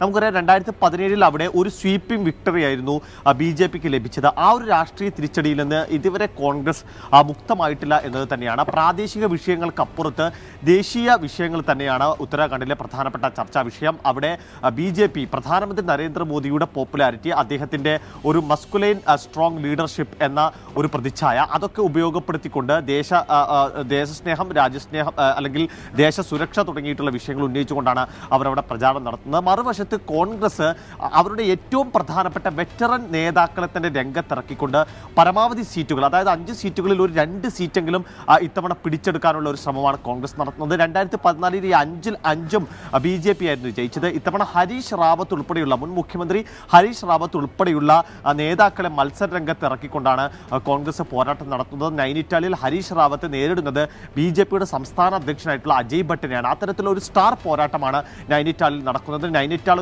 ഒരു പരമ്പരാഗത കോൺഗ്രസ് ശക്തി കേന്ദ്രമായിരുന്നു. 2014 അവർക്കത് നഷ്ടപ്പെടുകയായിരുന്നു. അത്തരത്തിൽ പരമ്പരാഗതമായിട്ടുള്ള സീറ്റുകളെങ്കിലും പിടിച്ചെടുക്കുന്നതിന് വേണ്ടിയുള്ള ഒരു ശ്രമത്തിന്റെ ഭാഗമായി അവരുടെ ഏറ്റവും പ്രധാനപ്പെട്ട പ്രാദേശിക നേതാക്കളെ തന്നെ രംഗത്തിറക്കിക്കൊണ്ടാണ് കോൺഗ്രസ് അവിടെ ഒരു പോരാട്ടം നടക്കുന്നത്. ആ നിലക്ക് ഒരു ക്ലോസ് കോണ്ടസ്റ്റ് തന്നെ അവിടെ ഒരു ക്ലോസ് ഫൈറ്റ് തന്നെ ഉത്തരാഖണ്ഡിൽ നടക്കുന്നു എന്ന് തന്നെയാണ് നമുക്ക് മനസ്സിലാക്കാൻ കഴിയുന്നത്. എങ്കിലും ഹിമാലയ പച്ച വിരിച്ചു കിടക്കുന്ന ഹിമാലയത്തിന്റെ പശ്ചാത്തലത്തിൽ കിടക്കുന്ന ഉത്തരാഖണ്ഡ് ഇത്തവണ കാവ്യ പുതയ്ക്കുമോ എന്നതാണ് നമ്മൾ നോക്കുന്നത്. 5 പ്രധാനപ്പെട്ട മണ്ഡലങ്ങളാണ് ഉത്തരാഖണ്ഡിൽ ഇന്ന് പോളിംഗ് ബൂത്തിലേക്ക് പോകുന്നത്. നിലവിൽ BJP 2014 5 സീറ്റുകളും സ്വന്തമാക്കി സ്വീപ്പിംഗ് വിക്ടറി മോദി തരംഗത്തിൽ സ്വന്തമാക്കിയ ഹിമാലയ സംസ്ഥാനമാണ് അല്ലെങ്കിൽ ഈ ഉത്തരാഖണ്ഡ്. 57.55% വോട്ട് ശതമാനത്തിൽ 5 സീറ്റുകളും 32% വോട്ട് വിഹിതം നേടിയെങ്കിലും ഇന്റർനാഷണൽ കോൺഗ്രസിന് സീറ്റുകളൊന്നും നേടാനായില്ല. 9% സീറ്റുകളാണ് ബാക്കിയുള്ള പ്രാദേശിക ചെറുകക്ഷികൾ നേടിയത് എങ്കിലും അവർക്കും സീറ്റുകളൊന്നും നേടാൻ കഴിഞ്ഞില്ല. നിലവിൽ BJP നേടിയ 57.55 വോട്ട് വിഹിതത്തിൽ നേടിയ 5 സീറ്റുകളും BJPക്ക് നിലനിർത്താൻ കഴിയുമോ എന്നതാണ് ഇതിൽ ഏറ്റവും പ്രസക്തമായ കാര്യം. ഹരീഷ് റാവത്ത് എന്ന മുൻ മുഖ്യമന്ത്രി അടക്കം രംഗത്തിറക്കിയാണ് ഇന്റർനാഷണൽ കോൺഗ്രസ് ഇപ്പോൾ ഉത്തരാഖണ്ഡ് പിടിക്കാൻ ശ്രമിക്കുന്നത്. നമ്മളോടൊപ്പം രാധാകൃഷ്ണൻ കൂടി ചേരുന്നുണ്ട്. ഈ നിമിഷത്തെ വോട്ടിംഗ് പുരോഗതി രാധാകൃഷ്ണൻ നമ്മളോട് പറയും. രാധാകൃഷ്ണൻ, നിലവിൽ എങ്ങനെയാണ് രാജ്യത്ത് ആദ്യഘട്ട പോളിംഗ് പുരോഗമിക്കുകയാണ്? ആദ്യഘട്ട പോളിംഗ് റിപ്പോർട്ടുകളുണ്ടോ? എങ്ങനെയാണ് ഈ ജാഗ്രതയുള്ള പ്രദേശങ്ങളിലെ പോളിംഗ് നടക്കുന്നത്? കനത്ത പോളിംഗിനുള്ള സാധ്യത അല്ലെങ്കിൽ സൂചന നൽകിക്കൊണ്ട് പോളിംഗ് സ്റ്റേഷനിലേക്ക് നീണ്ട ക്യൂ കാണപ്പെടുന്നുണ്ടോ? അരുൺ, നീണ്ട ക്യൂ പ്രത്യേകിച്ച് വടക്ക് കിഴക്കൻ സംസ്ഥാനങ്ങളിലും ഉത്തരേന്ത്യൻ സംസ്ഥാനങ്ങളിലും ഇപ്പോൾ തന്നെ പോളിംഗ് ബൂത്തുകൾക്ക് മുന്നിൽ രൂപപ്പെട്ടിട്ടുണ്ട് എന്നാണ് പ്രാഥമികമായിട്ട് ലഭിക്കുന്ന സൂചനകൾ. രാവിലെ തന്നെ വോട്ടിംഗ് ആരംഭിക്കുന്നതിൻ്റെ മിനിറ്റുകൾക്ക് മുമ്പ് തന്നെ പോളിംഗ് ബൂത്തുകൾക്ക് മുന്നിൽ മികച്ച ക്യൂ എല്ലാ സ്ഥലങ്ങളിലും കാണാൻ സാധിക്കുന്നു എന്നതാണ് ഏറ്റവും പ്രധാനമായിട്ട് ഇപ്പോൾ തെരഞ്ഞെടുപ്പ് കമ്മീഷനിൽ നിന്നും ലഭിക്കുന്ന സൂചന. ഉത്തർപ്രദേശിൻ്റെ വിവിധ മേഖലകളിൽ ഉത്തർപ്രദേശിൻ്റെ 8 മണ്ഡലങ്ങളിൽ സാമാന്യം ഭേദപ്പെട്ട ക്യൂ ഈ മേഖലകളിൽ മികച്ച പോളിംഗ് ഉണ്ടാകും എന്നതിന് സൂചിപ്പിച്ചുകൊണ്ടുള്ള ക്യൂ രൂപപ്പെട്ടിട്ടുണ്ട്. തെലങ്കാനയിൽ നിന്നും ആന്ധ്രാപ്രദേശിൽ നിന്നും സമാനമായിട്ടുള്ള സൂചനകളാണ് ലഭിക്കുന്നത് എന്നാണ്. എന്നാൽ ഉത്തരാഖണ്ഡ് അടക്കമുള്ള മേഖലകളിൽ അത്ര പൊതുവെ ഗുണകരമായിട്ടുള്ള ഒരു പ്രതിഫലനം രാവിലെ ലഭിക്കുന്നില്ല, അല്ലെങ്കിൽ ബൂത്തുകൾക്ക് മുന്നിൽ വലിയൊരു ക്യൂ ഇല്ല എന്ന സൂചനയാണ് ഇപ്പോൾ ലഭിക്കുന്നത്. ജമ്മു കാശ്മീരിൽ ജമ്മു മണ്ഡലത്തിൽ ശക്തമായിട്ടുള്ള പോളിംഗ് സൂചിപ്പിച്ചുകൊണ്ടുള്ള ക്യൂ ഇപ്പോഴും രൂപപ്പെട്ടിട്ടുണ്ട് എന്നുള്ളതാണ് ലഭിക്കുന്ന സൂചന. രാജ്യം 17ാം ലോക്സഭാ തെരഞ്ഞെടുപ്പിൻ്റെ ആദ്യഘട്ടത്തിലേക്ക് പോകുമ്പോൾ ആദ്യത്തെ സൂചനകൾ ശുഭസൂചനകളാണ് ലഭിക്കുന്നത്. പോളിംഗ് പ്രക്രിയയുമായി പങ്കെടുക്കാനായിട്ട് കൂടുതൽ ആളുകൾ ബൂത്തുകളിലേക്ക് എത്തുന്നു എന്നതാണ് തെരഞ്ഞെടുപ്പ് കമ്മീഷന്റെ ഒരുപക്ഷെ എത്തുന്നതിന്റെ സൂചനകളാണ്. സവാദിന്റെ പ്രഡിക്ഷൻ എത്രയാണ്? 71 നിന്ന് 75 ഇത്തവണ ഈ 91 മണ്ഡലങ്ങളിലേക്കും പോളിംഗ് നിലവാരം കൂടുമോ? എങ്ങനെയാണ് സവാദിന്റെ ക്വിക്ക് പ്രഡിക്ഷൻ? നിലവിൽ വളരെ വലിയൊരു ക്യൂ കാണപ്പെടുന്നുണ്ട് എന്നാണ് ആർക്കെ റിപ്പോർട്ട് ചെയ്യുന്നത്. ഞാൻ മനസ്സിലാക്കുന്നത് ഈ തെരഞ്ഞെടുപ്പ് പോളിംഗ് വർദ്ധിപ്പിക്കാനുള്ള വളരെ ആസൂത്രിതമായിട്ടുള്ള ശ്രമങ്ങൾ നമ്മുടെ ഇലക്ഷൻ കമ്മീഷൻ നടത്തിയിട്ടുണ്ട്. പ്രത്യേകിച്ച് ഫസ്റ്റ് ടൈം വോട്ടർമാരിൽ അതിൻ്റെ ഒരു പ്രതിഫലനം ഉണ്ടാകും. ആ നിലക്ക് പോളിംഗ് ശതമാനം വർദ്ധിക്കും. അത് 75 എത്തും എന്ന് ഞാൻ കരുതുന്നില്ല. ഒരു 73% എത്തും. ആ ഒരു 72-നും 75-നും ഇടയിലുള്ള ഒരു പെർസെൻറ്റേജിൽ എത്തുമെന്നാണ് നമുക്ക് മനസ്സിലാക്കാൻ കഴിയുന്നത്.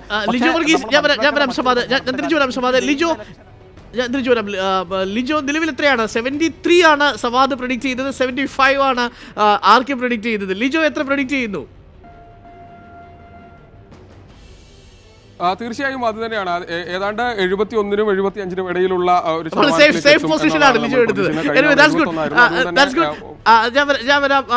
ലിജോ, നിലവിൽ ഒഡീഷയുടെ കാര്യത്തിൽ വളരെ ക്വിക്കായിട്ടുള്ള കമന്റിലേക്ക് നമുക്ക് വരാം. ഒഡീഷ എങ്ങനെയാണ് 2014 രാഷ്ട്രീയമായി ചിന്തിച്ചതെന്ന് വോട്ട് വിഹിതവും കൂടി അറിഞ്ഞതിന് ശേഷം ഞാൻ വളരെ പെട്ടെന്ന് ലിജോയിലേക്ക് തിരിച്ചു വരാം. ഒഡീഷ 2014 ഇങ്ങനെയാണ് രാഷ്ട്രീയമായി ചിന്തിച്ചത്. ഒഡീഷയിൽ 2014 മൊത്തം സീറ്റുകളിൽ 21 സീറ്റുകളിൽ BJD 44% 20 സീറ്റുകളും സ്വന്തമാക്കി നിർണായക കക്ഷിയായത് 2014 ബിജു ജനതാദൾ. നിലവിൽ നവീൻ പട്നായിക് നേതൃത്വം നൽകുന്ന ബിജു ജനതാദളിന്റെ ഒരു വലിയ സാന്നിധ്യം ഒഡീഷയുടെ രാഷ്ട്രീയ മണ്ണിലുണ്ട്. BJPക്ക് ഒരു സീറ്റ് മാത്രമാണ് നേടാൻ കഴിഞ്ഞത്. പക്ഷേ ഇവരുടെ വോട്ട് ഷെയർ 21%. ഇതിൽ ഏറ്റവും രസകരമായ കാര്യം ഇന്റർനാഷണൽ കോൺഗ്രസ് അടക്കമുള്ള മറ്റു കക്ഷികൾക്കും പ്രാദേശിക കക്ഷികൾക്കും 32% വോട്ട് വിഹിതം ഉണ്ടായിരുന്നിട്ടും അത് ഒരു സീറ്റാക്കി പരിവർത്തനം ചെയ്യുന്നതിന് അവർക്ക് സാധിക്കാതെ പോയി എന്നുള്ളതാണ്. 44% വോട്ട് വിഹിതത്തിൽ 9 സീറ്റുകൾ സ്വന്തമാക്കി ബിജു ജനതാദളിന് ആ പ്രകടനം ആവർത്തിക്കാൻ കഴിയുമോ? നിലവിൽ 2014 ഇന്ന് തെരഞ്ഞെടുപ്പ് പോളിംഗ് ബൂത്തിലേക്ക് ഒഡീഷ പോകുന്നത് 20 എണ്ണത്തിലില്ല, 4 ലോക്സഭാ മണ്ഡലങ്ങളിൽ മാത്രമാണ്. ആ 4 ലോക്സഭാ മണ്ഡലങ്ങൾ എങ്ങനെയാണ് 2014 ചിന്തിച്ചത് എന്നുകൂടി നമുക്ക് നോക്കാം. ആ 4 BJD-യുടെ മണ്ഡലങ്ങൾ തന്നെയാണ്. 38.41% വോട്ട് വിഹിതത്തിൽ BJD സ്വന്തമാക്കിയിരുന്നു. ഇതിൽ വോട്ട് വിഹിതം പറയുമ്പോൾ പ്രേക്ഷകർ ശ്രദ്ധിക്കേണ്ടത് ഇത് പൂർണ്ണമായും 100% ബാക്കി അതേഴ്സും നോട്ടയും അടക്കമുള്ളവ കൂടി വരുമ്പോൾ 2-3% വ്യത്യാസം കൂടി ശതമാനക്കണക്കിലുണ്ടാവാം. ബിജു ജനതാദൾ 4 സീറ്റുകൾ സ്വന്തമാക്കി 38.41% വോട്ടുകൾ സ്വന്തമാക്കിയ 2014 4 സീറ്റുകളാണ് ഇന്ന് പോളിംഗ് സ്റ്റേഷനിലേക്ക് പോകുന്നത്. ലിജോ, ഇവിടെ ബിജു ജനതാദളിന് ഈ 4 മണ്ഡലങ്ങളിലും പ്രകടനം ആവർത്തിക്കാൻ കഴിയും എന്ന് തന്നെയാണ് ഈ ഘട്ടത്തിൽ കരുതേണ്ടത്. ഇത്തവണ പക്ഷേ അത്രത്തോളം ഒരു ആത്മവിശ്വാസം ബിജു ജനതാദളിന് ഈ ലോക്സഭാ മണ്ഡലങ്ങളുടെ കാര്യങ്ങളിൽ ഇല്ല എന്നാണ് നമ്മൾ മനസ്സിലാക്കുന്നത്. ഇത്തവണ എല്ലാ തവണയും പോലെ ലോക്സഭയും നിയമസഭയും ഒരുമിച്ചാണ് ഒഡീഷയിൽ തെരഞ്ഞെടുപ്പ് വരുന്നത്. അതുകൊണ്ട് തന്നെ സംസ്ഥാന ഭരണം പോകാതിരിക്കുന്നതിനുള്ള തീവ്ര ശ്രമത്തിലാണ് ബിജു ജനതാദളും നവീൻ പട്നായിക്കും സംസ്ഥാനത്തുള്ളത്. അവരെ സംബന്ധിച്ചിടത്തോളം സംസ്ഥാന ഭരണം പോവുക എന്നത് വലിയ ഒരു പ്രതിസന്ധി ആ പാർട്ടിക്ക് ഉണ്ടാക്കും. പക്ഷേ ലോക്സഭാ തെരഞ്ഞെടുപ്പിൽ അല്ലെങ്കിൽ ലോക്സഭാ സീറ്റുകൾ കുറച്ചെണ്ണം പോയെങ്കിൽ പോലും അതത്ര വലിയ രീതിയിൽ ആ പാർട്ടിയെ ബാധിക്കില്ല എന്നുള്ളൊരു നിലപാടിലാണ് ബിജു ജനതാദളുള്ളത്. അതുകൊണ്ട് തന്നെ ഈ 4 ലോക്സഭാ മണ്ഡലങ്ങളിലും മുഴുവൻ സീറ്റുകളിലും വിജയിക്കാമെന്നുള്ള പ്രതീക്ഷ ഏതായാലും നവീൻ പട്നായിക്കിന് ഇല്ല എന്നാണ് ഏറ്റവും ഒടുവിലായി നമുക്ക് ലഭിക്കുന്ന വിവരം. ഒപ്പം തന്നെ BJP ദേശീയ അധ്യക്ഷൻ അമിത്ഷായും അതുപോലെ തന്നെ നരേന്ദ്രമോദി ഉൾപ്പെടെയുള്ള പ്രധാനപ്പെട്ട നേതാക്കൾ എല്ലാവരും തന്നെ വളരെ ശക്തമായ ഒരു പ്രചാരണം ഒഡീഷയിൽ നടത്തിയിട്ടുണ്ട്. ത്രിപുര പോലെ, അതായത് നേരത്തെ CPM-ന്റെ കോട്ടയായിരുന്ന ത്രിപുര പോലെ ഇത്തവണ നവീൻ പട്നായിക് കാലങ്ങളായി കൈവശം വെച്ചിരിക്കുന്ന ഒഡീഷ പിടിച്ചെടുക്കും എന്നുള്ളതാണ് അവിടുത്തെ BJP-യുടെ ഏറ്റവും പ്രധാനപ്പെട്ട അവകാശവാദം. അവർ അതിനുവേണ്ടിയുള്ള തീവ്ര പരിശ്രമത്തിലുമാണ്. അതായത് 21 ലോക്സഭാ മണ്ഡലങ്ങളുള്ള ഒരു സംസ്ഥാനമാണ്. ഒപ്പം ആ സംസ്ഥാനവും കൂടി കിട്ടുകയാണെങ്കിൽ നേരത്തെ നമ്മൾ സൂചിപ്പിച്ച പോലെ തന്നെ ഉത്തർപ്രദേശ് ഉൾപ്പെടെയുള്ള മേഖലകളിൽ നിന്നുള്ള തിരിച്ചടി ഒഡീഷ പോലെയുള്ള സംസ്ഥാനങ്ങളിൽ നിന്ന് അത് മറികടക്കാൻ കഴിയുമെന്നുള്ളൊരു പ്രതീക്ഷയും BJP-ക്കുണ്ട്. അതുകൊണ്ട് തന്നെ ആ തരത്തിലുള്ള ഒരു ശ്രമം അവിടെ നടക്കുന്നുണ്ട്. നമുക്ക് മനസ്സിലാക്കുന്ന അവിടെയുള്ള ജനങ്ങളുടെ പ്രതികരണം പോലും അത്തരത്തിലാണ്. സംസ്ഥാനത്ത് ബിജു ജനതാദൾ തന്നെ വരണം, ബിജു ബാബു വരണം എന്നുള്ള നവീൻ ബാബു വരണം എന്നുള്ള ഒരു പ്രതീക്ഷയും അതുപോലെ തന്നെയുള്ള ആ തരത്തിലുള്ള ഒരു പ്രതികരണവുമാണ് സംസ്ഥാനത്തുള്ള ജനങ്ങളിൽ നിന്നുള്ളത്. എന്നാൽ ലോക്സഭയിൽ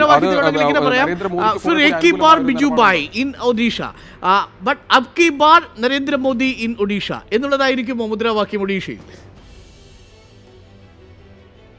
നിയമസഭയിൽ അത് തന്നെയാണ്. അതായത് ലോക്സഭാ അതെ നവീൻ പട്നായിക്ക് സംസ്ഥാനത്തെ മുഖ്യമന്ത്രിയെ വീണ്ടും തുടരണമെന്നാണ് അവിടെയുള്ള ജനങ്ങൾ ആഗ്രഹിക്കുന്നത്. എന്നാൽ ലോക്സഭയിൽ അല്ലെങ്കിൽ നവീൻ പട്നായിക്കിനെ സംബന്ധിച്ചിടത്തോളം അദ്ദേഹത്തിന് ആ സംസ്ഥാനത്ത് മാത്രം ചുരുങ്ങി നിൽക്കുന്ന ഒരാളാണ്.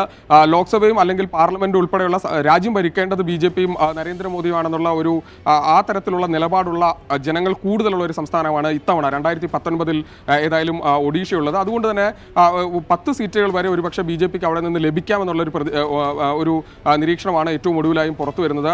കഴിഞ്ഞ തവണ ഒരു സീറ്റിൽ മാത്രമാണ് BJP അവിടെ വിജയിച്ചത്. 21-ൽ 20 സീറ്റുകളും ബിജു ജനതാദൾ കഴിഞ്ഞ തവണ നേടിയെടുക്കാൻ കഴിഞ്ഞിട്ടുണ്ട്. രാധാകൃഷ്ണൻ, നമ്മൾ വെസ്റ്റ് ബംഗാളിന്റെ രാഷ്ട്രീയത്തിലേക്ക് കൂടി വളരെ പെട്ടെന്ന് തിരിച്ചു വരണം. ഒപ്പം തന്നെ ഈ പോളിംഗ് പുരോഗമിക്കുന്നതുമായി ബന്ധപ്പെട്ട ചില വാർത്തകൾ കൂടി നമുക്ക് അറിയേണ്ടതുണ്ട്. നിലവിൽ ആദ്യഘട്ട പോളിംഗ് ആരംഭിച്ചു കഴിഞ്ഞ് ഇപ്പോൾ 18 മിനിറ്റ് പിന്നിട്ടിരിക്കുകയാണ്.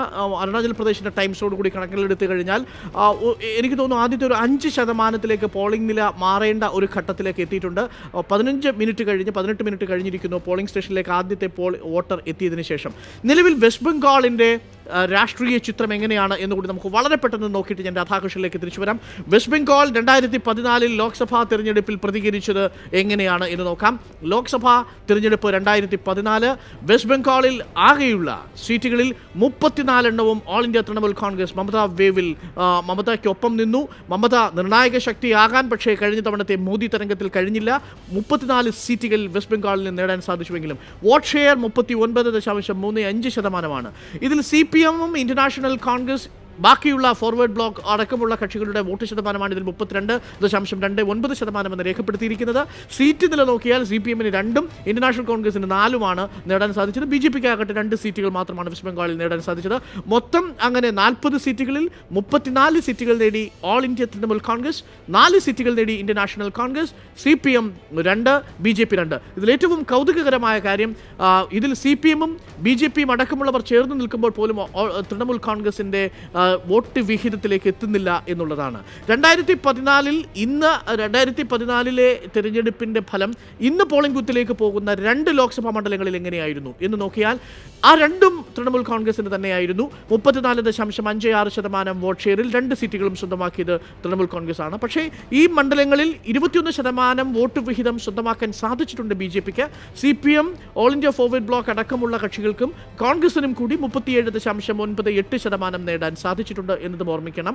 അതുകൊണ്ട് തന്നെ ഈ 2 സീറ്റുകളിൽ എങ്ങനെയായിരിക്കും ഇത്തവണ വിധിയെഴുത്തുണ്ടാവുക എന്നുള്ളത് ഒരുപക്ഷെ തൃണമൂൽ കോൺഗ്രസിന് അനുകൂലമായ ഘടകങ്ങൾ നിലവിലിരിക്കുന്ന സാഹചര്യത്തിൽ അത് തൃണമൂൽ കോൺഗ്രസിൻ്റെ മണ്ഡലങ്ങൾ തന്നെ എന്ന് നമുക്ക് പറയാൻ പറ്റുമോ എന്നാണ് അറിയേണ്ടത്. രാധാകൃഷ്ണൻ, നിലവിൽ തൃണമൂൽ കോൺഗ്രസിൻ്റെ 2 മണ്ഡലങ്ങളാണ് ഇന്ന് പോളിംഗ് ബൂത്തിലേക്ക് പോകുന്നത്.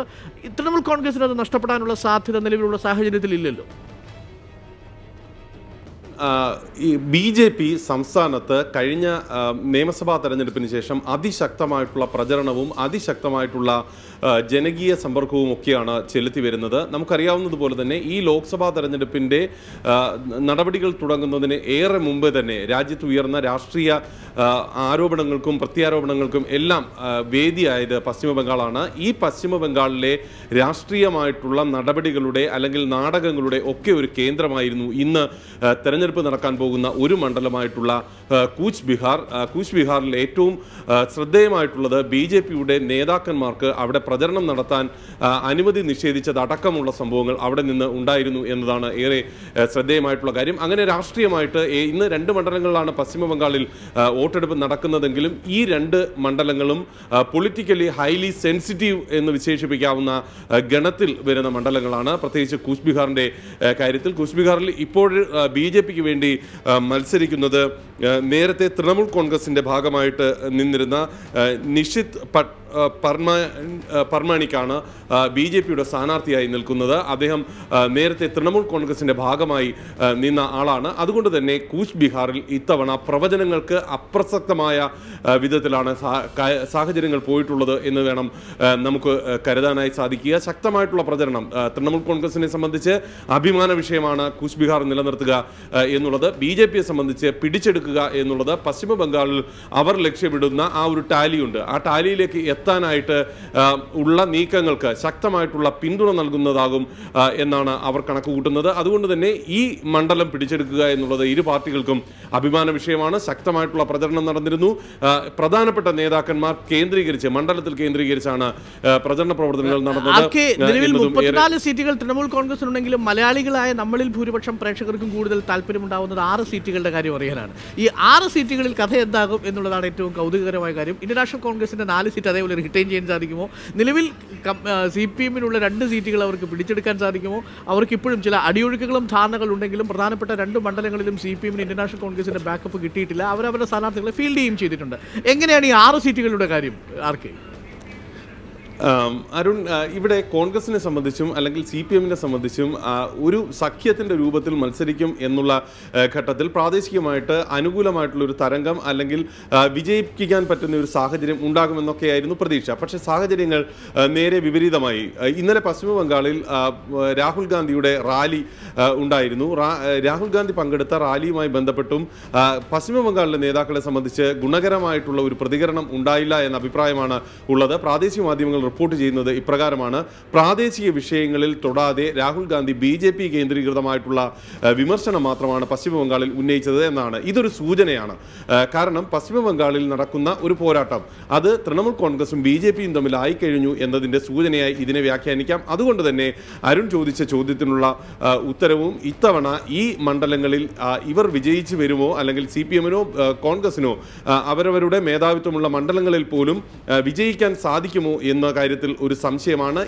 രണ്ട് പാർട്ടികളുടെയും അണികൾക്കിടയിൽ തന്നെ രൂക്ഷമായിട്ടുള്ള അഭിപ്രായ വ്യത്യാസം, സ്വീകരിച്ച നിലപാട് സംബന്ധിച്ച് ഉണ്ട്. അത് തൃണമൂൽ കോൺഗ്രസിനും ഒരുപക്ഷം BJP-ക്കും അനുകൂലമായിട്ടുള്ള ചിന്തയായി മാറിയിട്ടുണ്ട് എന്നും നമുക്ക് മനസ്സിലാക്കാൻ സാധിക്കുന്നു. അതുകൊണ്ട് തന്നെ പശ്ചിമ ബംഗാളിന്റെ രാഷ്ട്രീയ ചിത്രത്തിൽ ഇത്തവണ നമ്മൾ ചതുഷ്കോണ മത്സരമൊക്കെ നടക്കുമെന്ന് പ്രതീക്ഷിച്ച പശ്ചിമ ബംഗാളിൽ അവസാന സമയത്തേക്ക് കാര്യങ്ങൾ എത്തുമ്പോൾ അത് തൃണമൂൽ കോൺഗ്രസും BJP-യും തമ്മിലുള്ള ഒരു പോരാട്ടത്തിലേക്ക് കാര്യങ്ങൾ മാറുന്നു എന്ന ഒരു രീതിയിൽ രീതിയിലേക്ക് നിഗമനം മാറ്റേണ്ടി സവാദ് മുഹമ്മദ്, നിലവിൽ പ്രിയങ്ക ഗാന്ധിയുടെ റോഡ് ഷോ അല്ലെങ്കിൽ ഈ യുവത്രയങ്ങളുടെ വലിയ ക്യാമ്പയിനുകൾ, പക്ഷേ അതിനെയൊക്കെ തോൽപ്പിക്കുന്ന രീതിയിലുള്ള വലിയ ആൾക്കൂട്ടം എത്തിയ മഹാഗഠബന്ധന്റെ സഖ്യ റാലികൾ, ഇതെല്ലാം കണ്ട് കഴിഞ്ഞതാണ്. അതിൽ പലതിനും സവാദ് തന്നെ നേരിട്ട് സാക്ഷ്യം വഹിക്കുകയും ചെയ്തിട്ടുണ്ട്, സഹാറൻപൂർ അടക്കമുള്ള മണ്ഡലങ്ങളിൽ. നിലവിൽ ഈ പ്രിയങ്ക ഗാന്ധിയുടെ ഒരു വരവോടുകൂടി ഏതെങ്കിലും തരത്തിലുള്ള ഒരു ഉണർവ്, രാഷ്ട്രീയ ഉണർവ് ഇന്റർനാഷണൽ കോൺഗ്രസിന് ഉത്തർപ്രദേശിൽ കിട്ടിയെന്ന് നമുക്ക് പറയാൻ സാധിക്കുമോ? അത് ജനങ്ങളിലേക്ക് എത്തിക്കാൻ ഈ സോഫ്റ്റ് ഹിന്ദുത്വ പദ്ധതികളിലൂടെ ആണെങ്കിൽ പോലും പ്രിയങ്ക ഗാന്ധിക്ക് എത്രമാത്രം കഴിഞ്ഞിട്ടുണ്ട്? അവരുടെ ഗംഗാ യാത്രയൊക്കെ നമ്മൾ പ്രതീക്ഷിച്ചതുപോലെ മീഡിയ ഉയർത്തിയ ഹൈപ്പ് പോലെ അവർക്കതിനെ ട്രാൻസ്ലേറ്റ് ചെയ്ത് അതിനെ പരിവർത്തനപ്പെടുത്തി വോട്ടാക്കിയും അനുകൂല ഘടകമാക്കി മാറ്റാനും കഴിഞ്ഞിട്ടുണ്ടോ സവാദ് മുഹമ്മദ്? ചുരുങ്ങിയ പക്ഷം ഈ 8 സീറ്റുകളുടെ കാര്യത്തിലെങ്കിലും. അരുൺ, ഇക്കാര്യത്തിൽ നമുക്ക് 2 ഉത്തരങ്ങൾ പറയാം. ഒന്ന്, പ്രിയങ്ക ഗാന്ധിയുടെ വരവ് കോൺഗ്രസിനെ ഉണർത്തിയിട്ടുണ്ട് എന്ന കാര്യത്തിൽ യാതൊരു സംശയവുമില്ല. കോൺഗ്രസിന്റെ അണികളെ, അവരുടെ പ്രവർത്തകരെ, അവരുടെ കേഡർമാരെ, അല്ലെങ്കിൽ വളരെ ഒരു ക്ഷയാവസ്ഥയിൽ നിൽക്കുന്നതാണെങ്കിൽ പോലും ആ ഒരു സംഘടനാ സംവിധാനത്തെ ഉണർത്താൻ പ്രിയങ്ക ഗാന്ധിക്ക് സാധിച്ചിട്ടുണ്ട്. അതിനപ്പുറത്തേക്ക് പ്രിയങ്ക ഗാന്ധിയുടെ ഒരു എഫക്റ്റ് മൊത്തം മറ്റു വോട്ടർമാരിലേക്കും പടർന്നിട്ടുണ്ട് എന്ന് നമുക്ക് ഈ ഘട്ടത്തിൽ പറയാൻ കഴിയില്ല. അത്തരത്തിലുള്ള സൂചനകളൊന്നും തന്നെ നമുക്ക് ലഭിക്കുന്നില്ല. ഈ ഒരു തെരഞ്ഞെടുപ്പിന്റെ ഒരു ചിത്രത്തിലേക്ക് വരികയാണെങ്കിൽ പ്രിയങ്ക ഗാന്ധിയുടെ വരവിന് ശേഷവും കോൺഗ്രസ് ഒരു 3ാം ശക്തി മാത്രമാണ്. 3ാം ശക്തിയല്ല, ചില മണ്ഡലങ്ങളിൽ അവർ ഒരു ശക്തി പോലും അല്ലാത്തൊരു സാഹചര്യമുണ്ട്. പക്ഷേ അവർക്ക് ശക്തിയുള്ള, അല്ലെങ്കിൽ അവർക്ക് പരമ്പരാഗതമായി മികവുള്ള മേഖലകളിൽ പ്രിയങ്ക ഗാന്ധിയുടെ വരവ് ഒരു ഊർജം നൽകിയിട്ടുണ്ട്. പ്രത്യേകിച്ച് ന്യൂനപക്ഷ ദളിത് വോട്ടർമാർ, അത് ട്രഡീഷണലായി കോൺഗ്രസിന് വോട്ട് ചെയ്യുന്ന ആ വിഭാഗത്തിൽ നിന്നുള്ള ആളുകൾക്ക് ഒരു പുതിയ താല്പര്യം, അതായത് കഴിഞ്ഞ കുറേ കാലങ്ങളായി കോൺഗ്രസ് ക്ഷയാവസ്ഥയിലായി പോയതിന്റെ പേരിൽ മാറി നിൽക്കുന്ന അത്തരത്തിലുള്ള വോട്ടർമാർ കോൺഗ്രസ് പാളയത്തിലേക്ക് തിരിച്ചു വരാനുള്ള ഒരു സാധ്യതയുണ്ട്. ഒരു പരിധിവരെ ഒരു വിഭാഗം അപ്പർ കാസ്റ്റ് വോട്ടുകളിലും പ്രിയങ്ക ഗാന്ധിക്ക് ഇടം പിടിക്കാൻ സാധിക്കും. പ്രത്യേകിച്ച് വനിതകളുടെ, അതായത് അവരുടെ പ്രചാരണം ശ്രദ്ധിച്ചാൽ അറിയാം, അവരുടെ കൃത്യമായ ടാർഗറ്റ് സ്ത്രീകളാണ്. സ്ത്രീകളുമായി വളരെ അടുത്ത ബന്ധങ്ങൾ പുലർത്തി അവരുടെ വോട്ടുകൾ അടുപ്പിക്കുക എന്നൊരു ലക്ഷ്യമാണ് പ്രിയങ്ക ഗാന്ധി പൊതുവെ നടത്തുന്നത്. അത്തരത്തിൽ സ്ത്രീ വോട്ടർമാർക്കിടയിൽ ഒരു സ്വാധീനം ഉണ്ടാക്കാൻ അവർക്ക് കഴിഞ്ഞിട്ടുണ്ട്. പക്ഷേ ഇതിൻ്റെ ഒരു എക്സ്റ്റൻഷൻ, എത്രത്തോളം ആ എഫക്റ്റ് ഉണ്ടാകും? ഇപ്പോൾ നമുക്ക് ലഭ്യമാകുന്ന സൂചനകൾ അനുസരിച്ച് ഒരു 2-3% വോട്ട് കഴിഞ്ഞ 2014 പിടിച്ചതിനേക്കാൾ അധികം ഇത്തവണ കോൺഗ്രസ് പിടിച്ചേക്കാം. ഒരു 10% വോട്ട് പിടിച്ചേക്കാം. അത് പക്ഷേ സീറ്റായി ട്രാൻസ്ലേറ്റ് ചെയ്യപ്പെടാനുള്ള സാധ്യത വളരെ കുറവാണ്. അതുകൊണ്ട് തന്നെ പ്രിയങ്ക ഗാന്ധിയുടെ വരവ് കോൺഗ്രസിന്റെ വളരെ കൗതുകകരമായ ഒരു നിരീക്ഷണമാണ്. ഈ നിലവിൽ സ്പ്ലിറ്റ് ചെയ്ത് നിൽക്കുന്ന ഘട്ടത്തിലാണ് ഈ പറയുന്ന വോട്ട് വിഹിതം കൂടുമ്പോൾ പോലും അതിനെ സീറ്റാക്കി മാറ്റാൻ കഴിയാതിരിക്കുന്ന ഒരു സാഹചര്യമുള്ളത്. ഇത് തന്നെയാണ് കഴിഞ്ഞ തവണ സംഭവിച്ചത്. BJP-യോടൊപ്പം തന്നെ പിടിച്ചു നിൽക്കാവുന്ന വോട്ട് വിഹിതം ഈ ഇരു സഖ്യങ്ങൾക്കും ഉണ്ടായിരുന്നു, അഥവാ കോൺഗ്രസിനുണ്ടായിരുന്നു, ഇപ്പോഴത്തെ മഹാഗഠബന്ധന്റെ ചെറുകക്ഷികൾക്കും ഉണ്ടായിരുന്നു. പക്ഷേ അവയെ വോട്ടാക്കി സീറ്റാക്കി മാറ്റുന്നതിന് കഴിയാതെ പോയ ഒരുതരം രാഷ്ട്രീയ മണ്ഡലത്തിലെ ജനങ്ങളുടെ ഒരു ജനവിതരണം ഉണ്ടായിരുന്നു. അത് തന്നെ ഇത്തവണയും സംഭവിക്കും എന്ന് തന്നെയാണ് സവാദ് പറയുന്നത്. സവാദ്, ഞാൻ വളരെ പെട്ടെന്ന് തിരിച്ചു വരാം. ലിജോ, ഇപ്പോൾ നമ്മൾ അരുണാചൽ പ്രദേശിന്റെ രാഷ്ട്രീയ അന്തരീക്ഷം കൂടി വളരെ പെട്ടെന്ന് നോക്കിയതിന് ശേഷം നമുക്കതിലേക്ക് വരാം. അരുണാചൽ പ്രദേശ് എങ്ങനെയാണ് 2014 ലോക്സഭാ തെരഞ്ഞെടുപ്പിൽ പ്രതികരിച്ചത് എന്ന് നമുക്ക് നോക്കാം. അരുണാചൽ പ്രദേശ് ഈ സ്വാഭാവികമായും BJP-ക്ക് 2019 ഉത്തർപ്രദേശിന്റെ സീറ്റുകൾ നഷ്ടപ്പെടുന്ന ഒരു സാഹചര്യം SP, BSP, RLD സഖ്യത്തിന്റെ മഹാഗഠബന്ധന്റെ ഒരു സാന്നിധ്യത്തിലുണ്ടെങ്കിൽ അതിനെ മറികടക്കാൻ കഴിയുന്ന വോട്ടുകൾ 25ഓളം, നമ്മുടെ പ്രതിനിധി ലിജോ റിപ്പോർട്ട് ചെയ്യുന്നത് 25 സീറ്റുകളിൽ 20 എണ്ണമെങ്കിലും നോർത്ത് ഈസ്റ്റിൽ നിന്ന് പിടിക്കുന്നെങ്കിൽ അതിലേറ്റവും നിർണായകമായ 2 എണ്ണം ഈ അരുണാചൽ പ്രദേശിലുള്ളവയാണ്. അരുണാചൽ പ്രദേശ് ഇന്ത്യയുടെ ഏറ്റവും വടക്ക് കിഴക്ക് കിടക്കുന്ന ഒരു സംസ്ഥാനമാണ്, ചൈനീസ് ബോർഡറിൽ കിടക്കുന്ന ഒരു സംസ്ഥാനമാണെങ്കിലും BJP പ്രാദേശിക കക്ഷികളിലൂടെ ആ 2 സീറ്റുകൾ തങ്ങൾ സ്വന്തമാക്കാൻ ആഗ്രഹിക്കുന്ന സീറ്റുകളാണ്. 2014 BJP-ക്ക് 46% വോട്ട് ചെയ്തത്, അതായത് ഒരു സീറ്റ് മാത്രമേ നേടാൻ സാധിച്ചുള്ളൂ. പക്ഷേ ഇന്ത്യൻ നാഷണൽ കോൺഗ്രസിനും ഒരു സീറ്റ് ലഭിച്ചെങ്കിലും 2014 വോട്ട് വിഹിതത്തിന്റെ കണക്കുകൾ നമ്മളോട് പറയുന്നത് 5% വോട്ട് അപ്പോഴും ഇന്ത്യൻ നാഷണൽ കോൺഗ്രസിനേക്കാൾ കൂടുതലായിരുന്നു BJP-ക്ക് എന്നുള്ളതാണ് ഈ കണക്കിൽ നിന്ന് മനസ്സിലാക്കാൻ സാധിക്കുന്നത്. നിലവിൽ 2019 ഈ 2 സീറ്റുകൾ പോകുമ്പോൾ BJP-ക്ക് ലഭിച്ച 1, ഇന്ത്യൻ നാഷണൽ കോൺഗ്രസ് ലഭിച്ച 1, ഇതിനപ്പുറം 2ഉം ഇന്ത്യൻ നാഷണൽ കോൺഗ്രസിൽ BJP-ക്ക് സ്വന്തമാക്കാൻ കഴിയുമോ എന്നതാണ് ഏറ്റവും പ്രസക്തമായ ഒരു ചോദ്യം. നിലവിൽ വളരെ ശക്തനായ സ്ഥാനാർത്ഥിയെ തന്നെയാണ് അവർ നിർത്തിയിരിക്കുന്നത്. എങ്കിൽ പോലും അരുണാചൽ പ്രദേശിൽ ഈ 2-ൽ 2ഉം BJP-ക്ക് സ്വന്തമാക്കാൻ ഈ ഘട്ടത്തിൽ കഴിയുമെന്ന് തോന്നുന്നുണ്ടോ ലിജോ?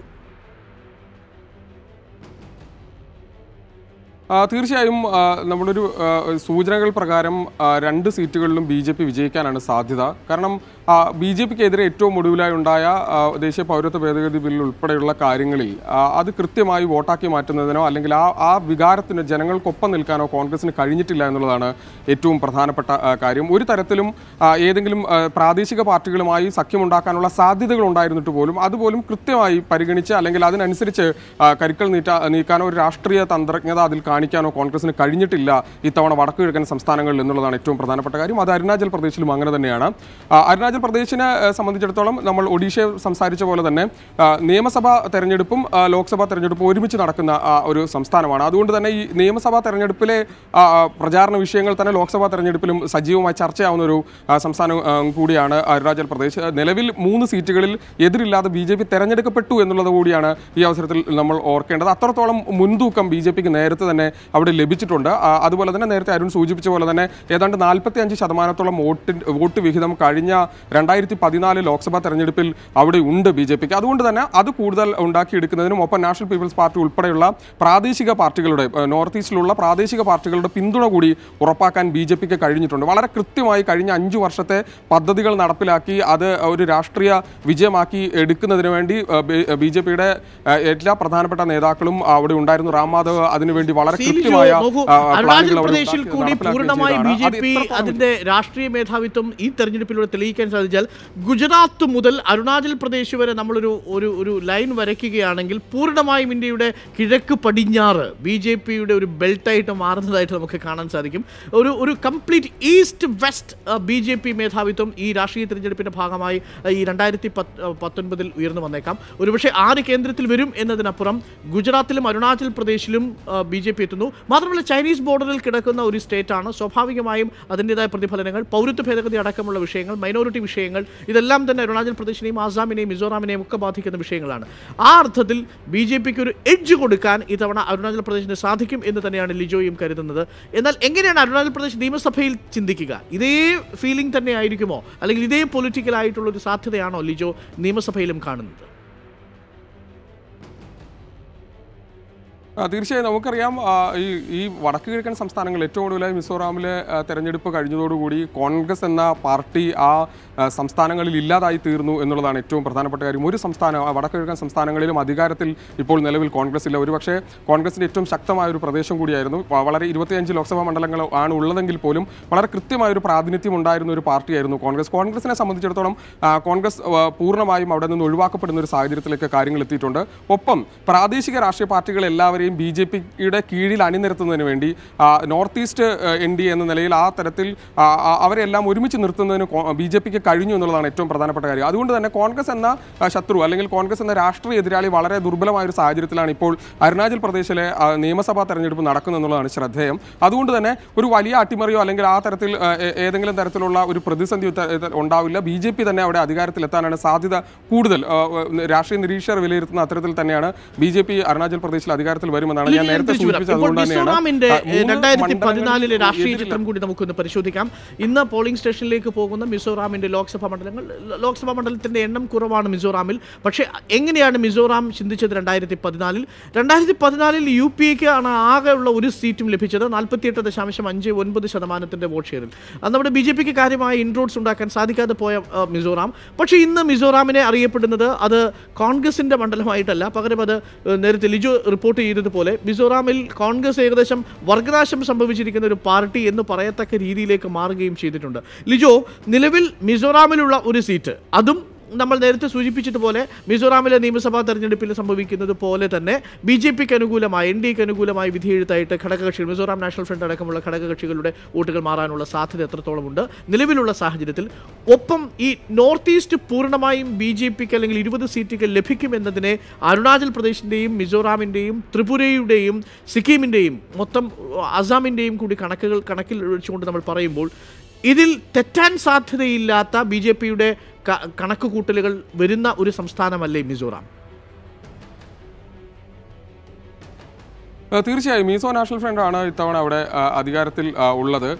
പക്ഷേ അവിടെ ഒരു പ്രശ്നം, മീസോ നാഷണൽ ഫ്രണ്ട് ഒറ്റയ്ക്ക് മത്സരിക്കുന്നതിന് ഭരിക്കുന്നതിനുള്ള ഭൂരിപക്ഷം കഴിഞ്ഞ ഡിസംബറിൽ നടന്ന ഫലം വന്ന നിയമസഭാ തെരഞ്ഞെടുപ്പിൽ ഉണ്ടാക്കിയെടുത്തു എന്നുള്ളതാണ് ഏറ്റവും ശ്രദ്ധേയമായ കാര്യം. പക്ഷേ അപ്പോഴും BJPക്ക് കുറെ കൂടെ ശക്തമായൊരു പിന്തുണ അവിടെ ഉണ്ട്. ലോക്സഭാ തെരഞ്ഞെടുപ്പിൽ പ്രത്യേകിച്ച് ഒരു ലോക്സഭാ മണ്ഡലം മാത്രമുള്ളൊരു സംസ്ഥാനം എന്ന നിലയ്ക്ക് അവിടെ BJP പ്രത്യേകിച്ച് നരേന്ദ്രമോദി ആ തരത്തിൽ കേന്ദ്രത്തിൽ BJP അധികാരത്തിൽ വരണമെന്നുള്ളൊരു ആഗ്രഹം പൊതുവിൽ പരക്കെ അവിടെ ജനങ്ങളിൽ ഉണ്ടാക്കിയെടുക്കുന്നതിന് BJPക്ക് കഴിഞ്ഞിട്ടുണ്ട്. അതോടൊപ്പം തന്നെ മറ്റ് ചെറു പാർട്ടികൾ, നമ്മൾ പറഞ്ഞതുപോലെ പല സംസ്ഥാനങ്ങളിലുമുള്ള പ്രാദേശിക പാർട്ടികൾ, മീസോ നാഷണൽ ഫ്രണ്ട് ആയിക്കോട്ടെ, അതുപോലെ തന്നെ അസം ഗണ പരിഷത്തുണ്ട്, അതുപോലെ തന്നെ നാഷണൽ പീപ്പിൾസ് പാർട്ടിയുണ്ട്. ഇത്തരത്തിലുള്ള പല പ്രാദേശിക പാർട്ടികളും BJP പിന്തുണയ്ക്കുന്നു എന്നുള്ളതാണ്. അത് ഒരുപക്ഷെ BJP പിന്തുണയ്ക്കുന്നതിനപ്പുറത്തേക്ക് BJPയെ കഴിഞ്ഞ കാലങ്ങളിൽ പിന്തുണച്ചതിന് ശേഷം പിന്നീട് പല ആളുകളും നോർത്ത് ഈസ്റ്റിലുള്ള പല ആളുകളും ഈ പ്രാദേശിക പാർട്ടികളിൽ നിന്ന് മാറി BJPയിലേക്ക് എത്തുന്ന സാഹചര്യമുണ്ട്. കോൺഗ്രസിലുള്ള പല ആളുകളും BJPയിലേക്ക് മാറുന്നു. ഇത്തരത്തിൽ ഒരു ശക്തിയായി മാറുന്നതിന് നോർത്ത് ഈസ്റ്റിൽ BJPക്ക് കഴിഞ്ഞിട്ടുണ്ട്. അതോടൊപ്പം തന്നെ മിസോറാമിലും അത്തരത്തിലുള്ള ശ്രദ്ധേയമായൊരു പോരാട്ടമായിരിക്കും ഉണ്ടാവുക. കോൺഗ്രസിനെ സംബന്ധിച്ച് വലിയ തരത്തിലുള്ള ശക്തി ഇല്ല എന്നുള്ളതാണ് ഏറ്റവും പ്രധാനപ്പെട്ട കാര്യം. പൂർണ്ണമായും ഒഴിവാക്കപ്പെട്ട തരത്തിലേക്ക് കഴിഞ്ഞ നിയമസഭാ തെരഞ്ഞെടുപ്പോട് കൂടി അത് മാറിയിട്ടുണ്ട്. അതുകൊണ്ട് തന്നെ അവിടെ ഒരു BJPക്ക് ഒരു ശക്തമായ സാന്നിധ്യമാവാൻ കഴിയുമെന്ന് തന്നെയാണ് നമ്മൾ വിലയിരുത്തുന്നത്. നമുക്ക് അടുത്ത മേഘാലയയിലേക്കും സിക്കിമിലേക്കും കൂടി വളരെ പെട്ടെന്ന് പോയിട്ട് ബാക്കി സംസ്ഥാനങ്ങളിലേക്കും നമ്മുടെ പോളിംഗ് പുരോഗതിയിലേക്കും വളരെ പെട്ടെന്ന് തിരിച്ചു വരാം. മേഘാലയ എങ്ങനെയാണ് രാഷ്ട്രീയമായി ചിന്തിച്ചത്? മേഘാലയയിലും ഒരു സീറ്റ് മാത്രമാണുള്ളത്.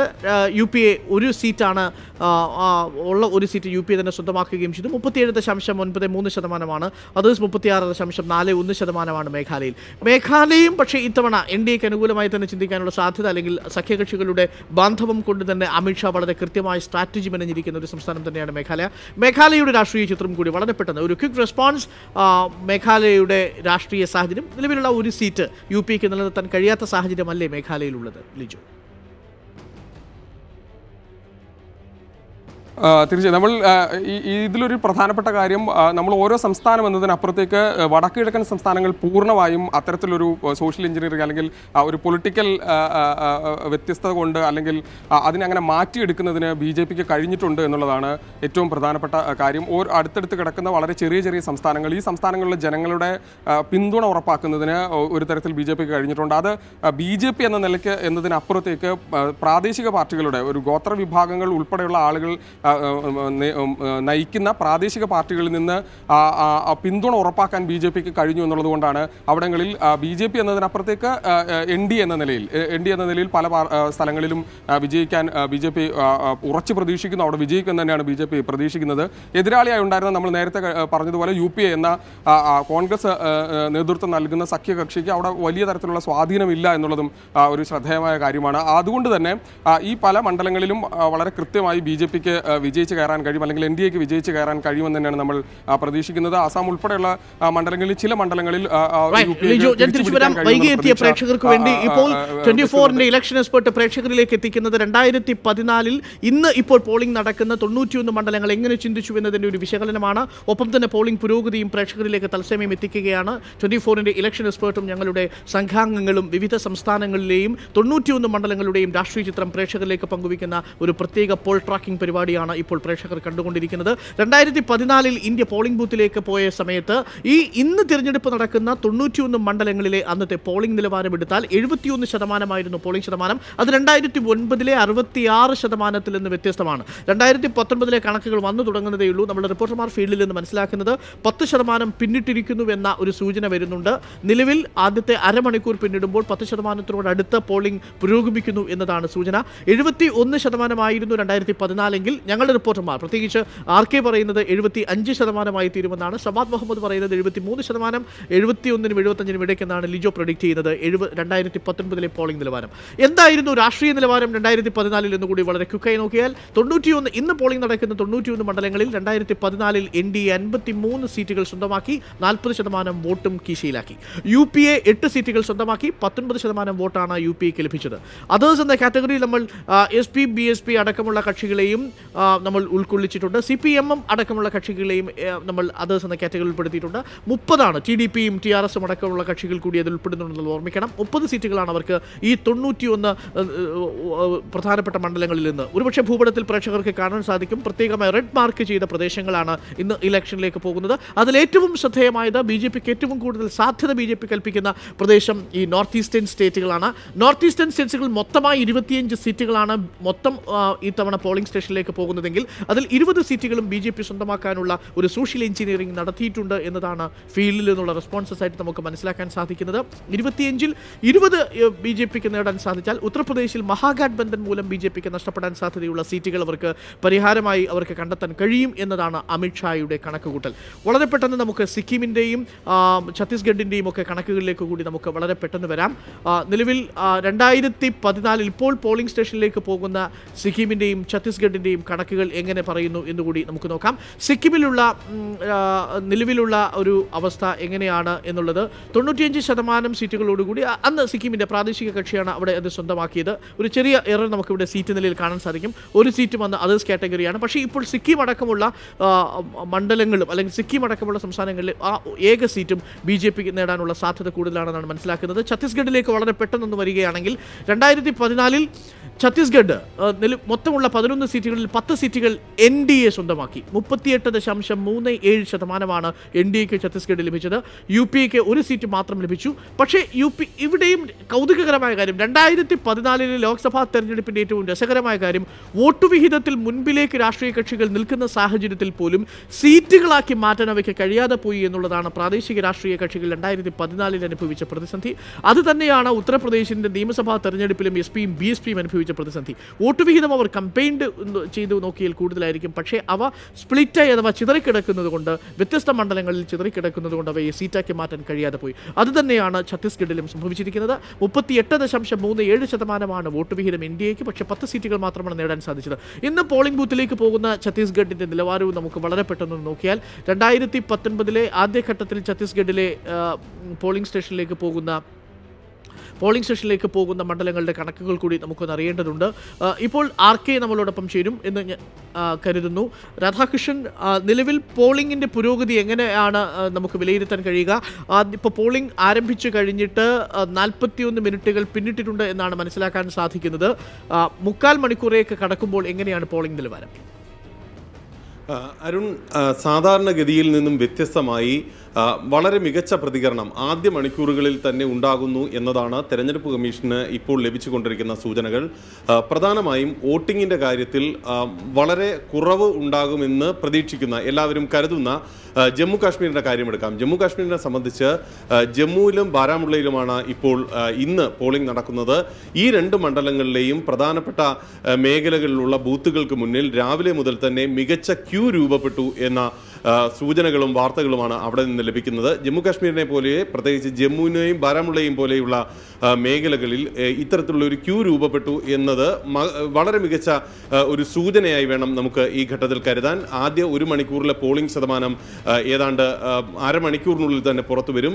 ഇപ്പോഴത്തെ ഒരു സാഹചര്യത്തിൽ എന്തായാലും ആദ്യ 1 മണിക്കൂറിൽ തന്നെ ഒരു 8% പോളിംഗ് രാജ്യമാകെയുള്ള 91 ലോക്സഭാ മണ്ഡലങ്ങളിലെ സാഹചര്യം വെച്ച് എത്തുമെന്നുള്ള സൂചനയാണ് നമുക്ക് ഇപ്പോൾ ലഭിക്കുന്നത്. ആന്ധ്രാപ്രദേശിലും ഒപ്പം തന്നെ തെലങ്കാനയിലും മികച്ച ക്യൂ പോളിംഗ് ബൂത്തുകൾക്ക് മുന്നിൽ ഉണ്ടെന്ന് മനസ്സിലാക്കാൻ സാധിക്കുന്നു. മഹാരാഷ്ട്രയിലും സമാനമായിട്ടുള്ള റിപ്പോർട്ടുകളാണ് വരുന്നത്. ഈ രാഷ്ട്രീയ തെരഞ്ഞെടുപ്പ് വിദഗ്ധർ കണക്ക് കൂട്ടുന്ന അല്ലെങ്കിൽ അവരുടെ ഒരു കണക്കിൽ ഇങ്ങനെയാണ്, ഇതിൽ പോളിംഗ് ശതമാനം കഴിഞ്ഞ തവണത്തെ അപേക്ഷിച്ച് ആദ്യ മണിക്കൂറുകളിൽ കൂടുതലാണെങ്കിൽ അതൊരു ട്രെൻഡിനെ സൂചിപ്പിക്കാനുള്ള സാധ്യതയുണ്ട്. അത് സ്വാഭാവികമായും മിക്കവാറും തരംഗമുണ്ടെങ്കിൽ ആ തരംഗത്തിനനുസരിച്ച് ആളുകൾ ഉത്സാഹത്തോടുകൂടി ആവേശത്തോടുകൂടി വോട്ട് ചെയ്യുന്നു എന്നുള്ളതാണ്. തരംഗമില്ലെങ്കിൽ ഒരു ഭരണവിരുദ്ധ വികാരത്തിൻ്റെ സാധ്യതയാണത് സൂചിപ്പിക്കുന്നത് എന്ന രീതിയിലുള്ള ചില രാഷ്ട്രീയ നിരീക്ഷണങ്ങളുണ്ട്. ഈ ഘട്ടത്തിൽ ഇപ്പോഴത്തെ പോളിംഗ് നിലവാരം കാണുമ്പോൾ നമുക്ക് അങ്ങനെ വിലയിരുത്താൻ പറ്റുന്ന ഏതെങ്കിലും തരത്തിലുള്ള സാഹചര്യമുണ്ടോ? അതിനിയും 1-2 മണിക്കൂറുകൾ കൂടി നമ്മൾ കാത്തിരിക്കേണ്ടതുണ്ടോ? ആർക്കെ അരുൺ, ഇതിന് അനുബന്ധമായിട്ട് ചില കാര്യങ്ങൾ കൂടി നമ്മൾ ശ്രദ്ധിക്കണം. ഈ എല്ലാ പാർട്ടികളും, പ്രത്യേകിച്ച് BJP സംബന്ധിച്ചും കോൺഗ്രസിനെ സംബന്ധിച്ചും അവർ ഒരു പോളിംഗ് സ്ട്രാറ്റജി ഇത്തവണ രൂപീകരിച്ചിട്ടുണ്ട്. സാധാരണഗതിയിൽ BJPക്ക് മാത്രം അല്ലെങ്കിൽ CPM മത്സരിക്കുന്ന സ്ഥലങ്ങളിൽ CPMന് മാത്രമുള്ള ഒരു സ്ട്രാറ്റജിയാണ് അങ്ങനെ പോളിംഗുമായി ബന്ധപ്പെട്ട് അവരുണ്ടാക്കുക. അവരുടെ കേഡറുകളിൽപ്പെട്ട് അല്ലെങ്കിൽ ഉറച്ച വോട്ടുകൾ ആദ്യ സമയങ്ങളിൽ പോൾ ചെയ്യിപ്പിക്കാൻ ഉള്ള ഒരു ശ്രമം സാധാരണഗതിയിൽ നടത്താറുണ്ട്. ഇതിൻ്റെ ഭാഗമായിട്ടുള്ള ഒരു ക്യൂ ഒക്കെയാണോ ഇത് എന്ന് നമുക്ക് സംശയിക്കാം. അങ്ങനെയാണെങ്കിൽ പോലും ഇപ്പോൾ അരുൺ സൂചിപ്പിച്ചതുപോലെ ഏതെങ്കിലും മാനുഫാക്ചേർഡ് ക്യൂ തീർച്ചയായിട്ടും ആദ്യ ഘട്ടത്തിൽ തന്നെ തങ്ങളുടെ വോട്ടുകൾ പരമാവധി ഉറപ്പാക്കുക, അതിനുശേഷം മറ്റുള്ളവരെ കൊണ്ട് വോട്ട് ചെയ്ത് തങ്ങളുടെ സ്ഥാനാർത്ഥിയുടെ വിജയം ഉറപ്പിക്കുക എന്നുള്ളതാണ് തന്ത്രം. ഇതിന് അനുബന്ധമായിട്ട് സാധാരണഗതിയിൽ പ്രമുഖരായിട്ടുള്ള നേതാക്കന്മാർ ആദ്യ മണിക്കൂറുകളിൽ തന്നെ ബൂത്തുകളിലേക്ക് എത്തുന്ന ഒരു സാഹചര്യം ഉണ്ടാകാറില്ല. പക്ഷേ ഇപ്പോൾ ഏറ്റവും ശ്രദ്ധേയമായിട്ടുള്ളത് RSSന്റെ അധ്യക്ഷൻ മോഹൻ ഭാഗവത് ഉൾപ്പെടെയുള്ളവർ മഹാരാഷ്ട്രയിൽ വോട്ട് ചെയ്തു. വിവിധ സ്ഥലങ്ങളിൽ മത്സരിക്കുന്ന 9 കേന്ദ്രമന്ത്രിമാരാണ് ഇന്ന് ജനവിധി തേടുന്നത്. ഇതിൽ ഏതാണ്ട് 3ഓളം കേന്ദ്രമന്ത്രിമാർ ഇതിനകം തന്നെ വോട്ട് ചെയ്തു എന്ന് മനസ്സിലാക്കാൻ സാധിക്കുന്നു. കോൺഗ്രസ് പക്ഷത്ത് നിന്ന് പ്രമുഖരായിട്ടുള്ള നേതാക്കന്മാർ ഇത്തവണ തെരഞ്ഞെടുപ്പിൽ മത്സരിക്കുന്നുണ്ട്. ഉത്തരാഖണ്ഡിലടക്കമുള്ള സ്ഥലങ്ങളിൽ മത്സരിക്കുന്നുണ്ട്. ഇവരിൽ വോട്ടവകാശമുള്ളവരും രാവിലെ തന്നെ പോളിംഗ് ബൂത്തുകളിലേക്ക് എത്തിയിട്ടുണ്ട് എന്നുള്ള സൂചനകളാണ് ലഭിക്കുന്നത്. ഇത് ആദ്യ മണിക്കൂറുകളിൽ തന്നെ തങ്ങൾക്ക് അനുകൂലമായിട്ടുള്ള പരമാവധി വോട്ടുകൾ ഉറപ്പിക്കുക എന്നുള്ള ഒരു തന്ത്രത്തിന്റെ ഭാഗമായിട്ടാണ്. പലപ്പോഴും അങ്ങനെയാണ്. വിദഗ്ധന്മാരുടെ കണക്കുകൂട്ടലുകൾക്ക് അപ്പുറത്തേക്ക് ചിന്തിച്ചുകൊണ്ടാണ് രാഷ്ട്രീയ പാർട്ടികൾ അവരുടെ കേഡർ വോട്ടുകൾ ആദ്യ മണിക്കൂറുകളിൽ കൊണ്ടുവരുന്നത്. പക്ഷേ ആദ്യം കാണുന്ന ഈ ആവേശം ഒരുപക്ഷെ ആദ്യ മണിക്കൂറിൽ തന്നെ 10% പുറത്തേക്ക് മൊത്തം ഈ 91 മണ്ഡലങ്ങളുടെയും പോളിംഗ് പെർസെൻറ്റേജ് പോകാനുള്ള സാധ്യത ഈ ഘട്ടത്തിൽ കൂടുതലാണ് എന്നാണ് ഫീൽഡിൽ നിന്നുള്ള ഞങ്ങളുടെ റിപ്പോർട്ടർമാരും സ്റ്റിംഗേഴ്സും പറയുന്നത്. നമുക്ക് നോക്കാം നാഗാലാൻഡിൻ്റെ രാഷ്ട്രീയ ചിത്രം കൂടി. നാഗാലാൻഡ്, മണിപ്പൂർ, ത്രിപുര, ആസാം, ബീഹാർ, മഹാരാഷ്ട്ര എന്നീ സംസ്ഥാനങ്ങളിലെ ചില മണ്ഡലങ്ങൾ കൂടി ഇത്തവണ തെരഞ്ഞെടുപ്പിലേക്ക് ഇന്ന് പോകുന്നുണ്ട്. നിലവിൽ ഒരു സീറ്റ് അത് നാഷണൽ പീപ്പിൾസ് ഫ്രണ്ട് നാഗാലാൻഡിൻ്റെ പീപ്പിൾ ഫ്രണ്ടിനുള്ളതാണ്. 68.67% അവർ സ്വന്തമാക്കിയത്. ഇപ്പോൾ അത് NDAക്കൊപ്പം പോകുന്ന ഒരു സഖ്യകക്ഷിയാണ്. നാഗാലാൻഡ് സ്വാഭാവികമായും നമ്മൾ നേരത്തെ സൂചിപ്പിച്ച BJPയുടെ സോഷ്യൽ എഞ്ചിനീയറിംഗിൻ്റെ ഭാഗമായി നോർത്ത് ഈസ്റ്റ് പിടിക്കുന്ന BJPക്ക് അനുകൂലമായി പോകാൻ സാധ്യതയുള്ള സീറ്റായിട്ട് കണക്ക് കൂട്ടുന്നു. മണിപ്പൂരിലേക്ക് വളരെ പെട്ടെന്ന് വന്നാൽ 2014 മണിപ്പൂരിൽ ഉണ്ടായിരുന്ന ലോക്സഭാ സീറ്റിൽ 2 UPA സ്വന്തമാക്കിയിരുന്നതാണ്. മണിപ്പൂർ എങ്ങനെ ചിന്തിക്കും എന്നതും ഏറ്റവും ശ്രദ്ധേയമായ കാര്യം. 41.69% വോട്ട് വിഹിതത്തിൽ 2 സീറ്റുകൾ UPA സ്വന്തമാക്കിയപ്പോൾ 11.91% NDAക്ക് ഒരു സീറ്റും സ്വന്തമാക്കാൻ സാധിച്ചില്ല. മണിപ്പൂരിലും വേണ്ടത്ര ചില ഇൻറോഡ്സ് ഉണ്ടാക്കാൻ അമിത്ഷായുടെ സോഷ്യൽ എഞ്ചിനീയറിംഗിന് സാധിച്ചിട്ടുണ്ടോ എന്നുള്ളത് വരുന്ന മണിക്കൂറുകളിൽ നമുക്ക് മനസ്സിലാകും. ദെൻ നമ്മൾ പോകുന്നത് ത്രിപുരയിലേക്കാണ്. ത്രിപുര ഒരുപക്ഷെ മലയാളികൾക്ക് ഏറ്റവും കൂടുതൽ രാഷ്ട്രീയ താല്പര്യമുള്ള ഒരു വടക്ക് കിഴക്കൻ സംസ്ഥാനമാണ് ത്രിപുര. CPM 2014 മണിക് സർക്കാർ വീഴുന്നതിന് മുമ്പുള്ള തെരഞ്ഞെടുപ്പാണ് എന്ന് പ്രേക്ഷകർ ഓർമ്മിക്കണം. 64% എന്നുള്ള ഒരു വലിയ മാമത്ത് വോട്ട് ഷെയറിൽ 2% 2 സീറ്റുകൾ CPM സ്വന്തമാക്കിയതാണ്. അന്ന് UPAക്ക് ലഭിച്ചത് 15. NDAക്ക് പിന്നീട് ഒരുപക്ഷെ അന്നത്തെ UPAയിലെ ഇന്ത്യൻ നാഷണൽ കോൺഗ്രസിലെ ഭൂരിപക്ഷം നേതാക്കളും ഭൂരിപക്ഷം ജനപ്രതിനിധികളും BJPയുടെ ക്യാമ്പിലാണ് എന്നതും ശ്രദ്ധേയമാണ്. നമ്മളോടൊപ്പം ലിജോ സബാദ് ഉണ്ടെങ്കിൽ, ലിജോ, ത്രിപുര ഇതിൽ ഏറ്റവും രസകരവും കൗതുകകരവുമായ ഒരു താല്പര്യമുണ്ടാക്കുന്ന ഒന്നാണ്, പ്രത്യേകിച്ച് മലയാളികളെ നമ്മളെ സംബന്ധിച്ചിടത്തോളം.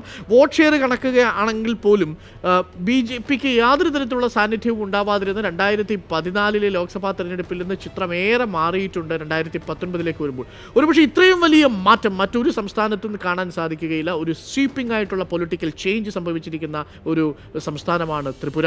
ത്രിപുരയിലെ ആ 2 സീറ്റുകൾ, അതിൻ്റെ വിധി.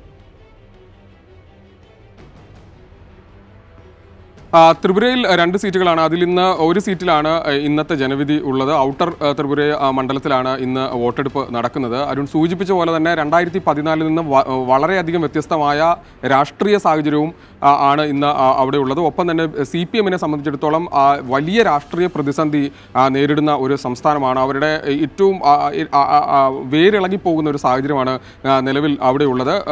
മിക്കയിടങ്ങളിലും മിക്ക മണ്ഡലങ്ങളിലും നിയമസഭാ സെഗ്മെന്റുകളിൽ പോലും തെരഞ്ഞെടുപ്പ് പ്രചാരണം നടത്താൻ പോലും കഴിയാത്തൊരു സാഹചര്യം അവിടെ CPMന് ഉണ്ടായിട്ടുണ്ട്, ഇടതു പാർട്ടികൾക്ക് ഉണ്ടായിട്ടുണ്ട്. അത്രത്തോളം വലിയ രീതിയിലുള്ള പ്രതിസന്ധി ഉണ്ടായി.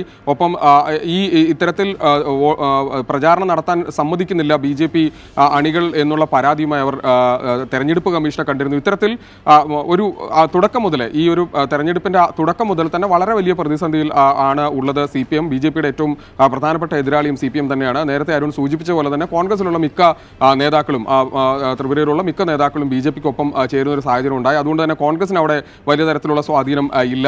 60% മുകളിൽ കഴിഞ്ഞ തവണ ലോക്സഭാ തെരഞ്ഞെടുപ്പിൽ വോട്ട് വിഹിതം നേടിയ ഒരു പാർട്ടി ആയിരുന്നു CPM. എന്നാൽ ഇത്തവണ അത് വലിയ തരത്തിൽ ഒരു മോശപ്പെട്ട അവസ്ഥയിലായിരിക്കും. BJP 2 സീറ്റുകളിലും വിജയിക്കുമെന്ന് തന്നെയാണ് നമുക്ക് ഏറ്റവും ഒടുവിലായി നമുക്ക് വിലയിരുത്താൻ കഴിയുക. 2 സീറ്റുകളിലും BJP വിജയിക്കാൻ തന്നെയാണ് സാധ്യത. ഇന്ന് ഒരു മണ്ഡലത്തിലാണ് ഇനി ആസാമും ബീഹാർ മഹാരാഷ്ട്ര കൂടി ബാക്കിയുണ്ട്. ഇന്ന് ലോക്സഭാ തെരഞ്ഞെടുപ്പ് നടക്കുന്ന മണ്ഡലങ്ങൾ, അതിൽ ആസാമിലെ മണ്ഡലങ്ങൾ. ആസാം ഗണ പരിഷത്ത് BJPയുമായി സഖ്യത്തിലാണ് എന്നത് പ്രേക്ഷകരെ ഒരിക്കൽ കൂടി ഓർമ്മിപ്പിക്കുന്നു. ആസാമിൽ 2014 NDAക്ക് 7 സീറ്റ് 36.51% വോട്ട് വിഹിതം. UPAക്ക് 3 സീറ്റ് 29.61% വോട്ട് വിഹിതം. അതേഴ്സ് കാറ്റഗറിയിൽ 20% തോളമുണ്ട്. പക്ഷേ 4 സീറ്റുകൾ അവർക്ക് സ്വന്തമാക്കാൻ സാധിച്ചിട്ടുണ്ട്. നിലവിലുള്ള സാഹചര്യത്തിൽ ആസാം ഗണ പരിഷത്ത് NDAയുടെ ഒപ്പം പോകുന്ന സാഹചര്യത്തിൽ എങ്ങനെയായിരിക്കും ആസാം ചിന്തിക്കുക എന്നതുകൂടി അറിയണം. നിലവിൽ ആസാം പോകുന്ന കോൺസ്റ്റിറ്റ്യുവൻസികളിൽ ആർക്കായിരിക്കും മുൻതൂക്കം എന്നതും ശ്രദ്ധേയമാണ്.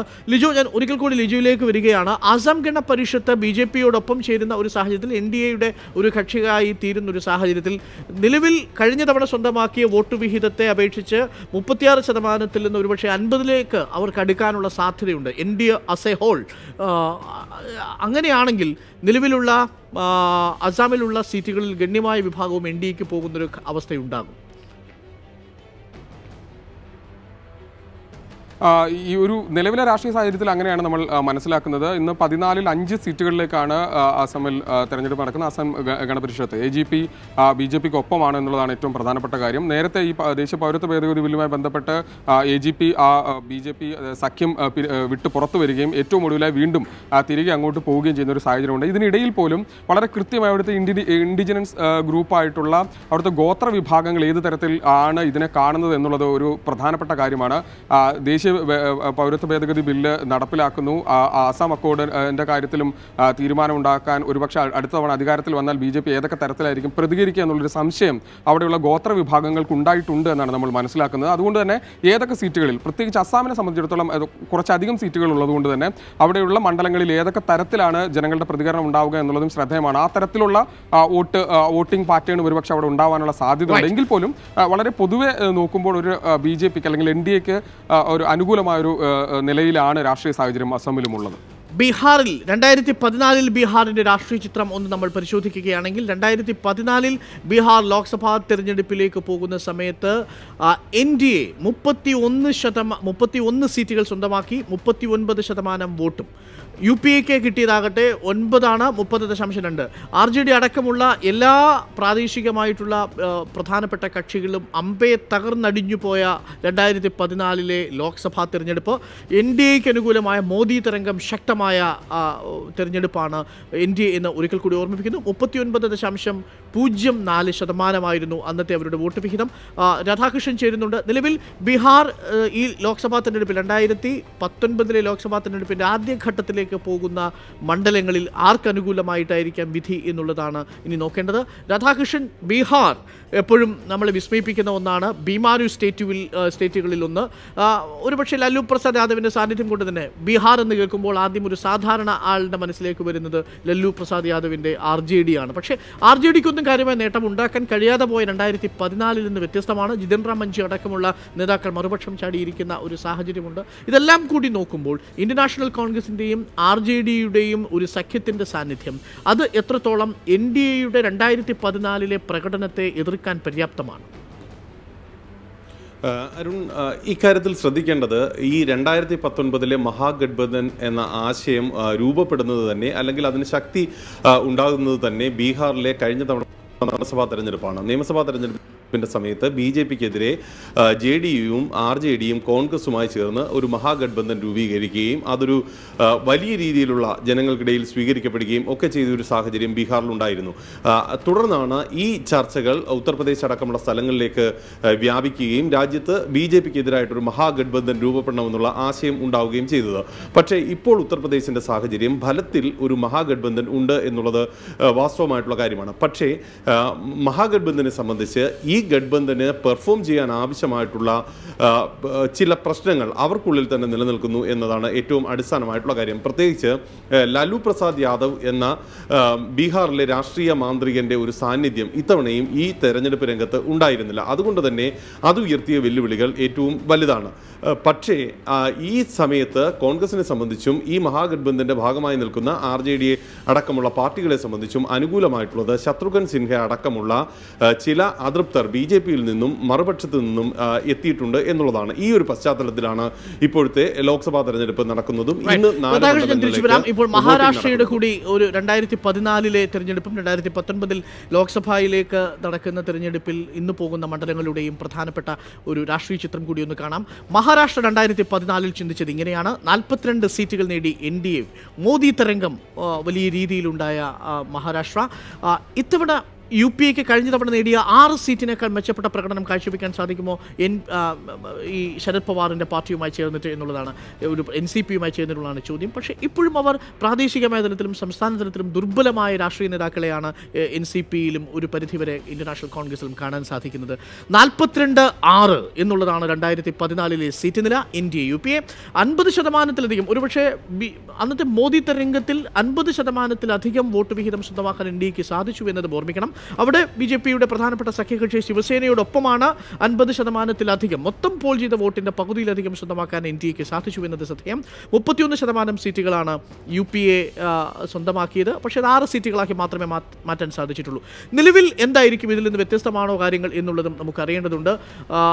മഹാരാഷ്ട്രയിൽ ഇന്ന് പോളിംഗ് സ്റ്റേഷനിലേക്ക് പോകുന്ന മണ്ഡലങ്ങളിൽ ഒരുപക്ഷെ NDAയുടെ തരംഗം കഴിഞ്ഞ തവണത്തേതുപോലെ ആവർത്തിക്കാൻ സാധ്യതയുണ്ടോ തുടങ്ങിയ കാര്യങ്ങൾ കൂടി നമുക്ക് വിശദമായി പരിശോധിക്കേണ്ടതുണ്ട്. വരുന്ന ബുള്ളറ്റിനുകളിലും ഇന്ന് ലോക്സഭാ തെരഞ്ഞെടുപ്പ് നടക്കുന്ന 91 മണ്ഡലങ്ങളുടെയും സമഗ്ര രാഷ്ട്രീയ ചിത്രവും പോളിംഗ് പുരോഗതിയും പ്രേക്ഷകരിലേക്ക് എത്തിക്കും. ഞങ്ങളുടെ പ്രതിനിധികൾ രാധാകൃഷ്ണനും സവാദ് മുഹമ്മദും ലിജോ വർഗീസും വൈശാഖും വ്യത്യസ്തങ്ങളായ സംസ്ഥാനങ്ങളുടെ എല്ലാ മണ്ഡലങ്ങളുടെയും സമഗ്ര രാഷ്ട്രീയ ചിത്രങ്ങളും പോളിംഗ് പുരോഗതിയും അടിയൊഴുക്കുകളും അറിയിക്കാൻ വേണ്ടി പ്രേക്ഷകരിലേക്ക് ഇടവേള കഴിഞ്ഞുള്ള ബുള്ളറ്റിനുകളിലും തത്സമയം പ്രേക്ഷകർക്കൊപ്പം ഉണ്ടാകും. ഞങ്ങൾക്കൊപ്പം തുടരുക. ആദ്യഘട്ട തിരഞ്ഞെടുപ്പ് പൂർണ്ണമായും 24 എല്ലാ ഇടങ്ങളിൽ നിന്നും പ്രേക്ഷകരിലേക്ക് പോളിംഗ് പുരോഗതി അറിയിക്കും. ഒപ്പം ഈ തെരഞ്ഞെടുപ്പ് ഉത്സവത്തിന്റെ തുടക്കം 24 ഇവിടെ പ്രേക്ഷകരുടെ മുന്നിൽ പോൾ ട്രാക്കിങ്ങിലൂടെ ആരംഭിച്ചു കഴിഞ്ഞു. ഇലക്ഷൻ എക്സ്പെർട്ട് വരുന്ന മണിക്കൂറുകളിലും കൃത്യമായ ഇടവേളകളിൽ പ്രേക്ഷകരിലേക്ക് എത്തിക്കും.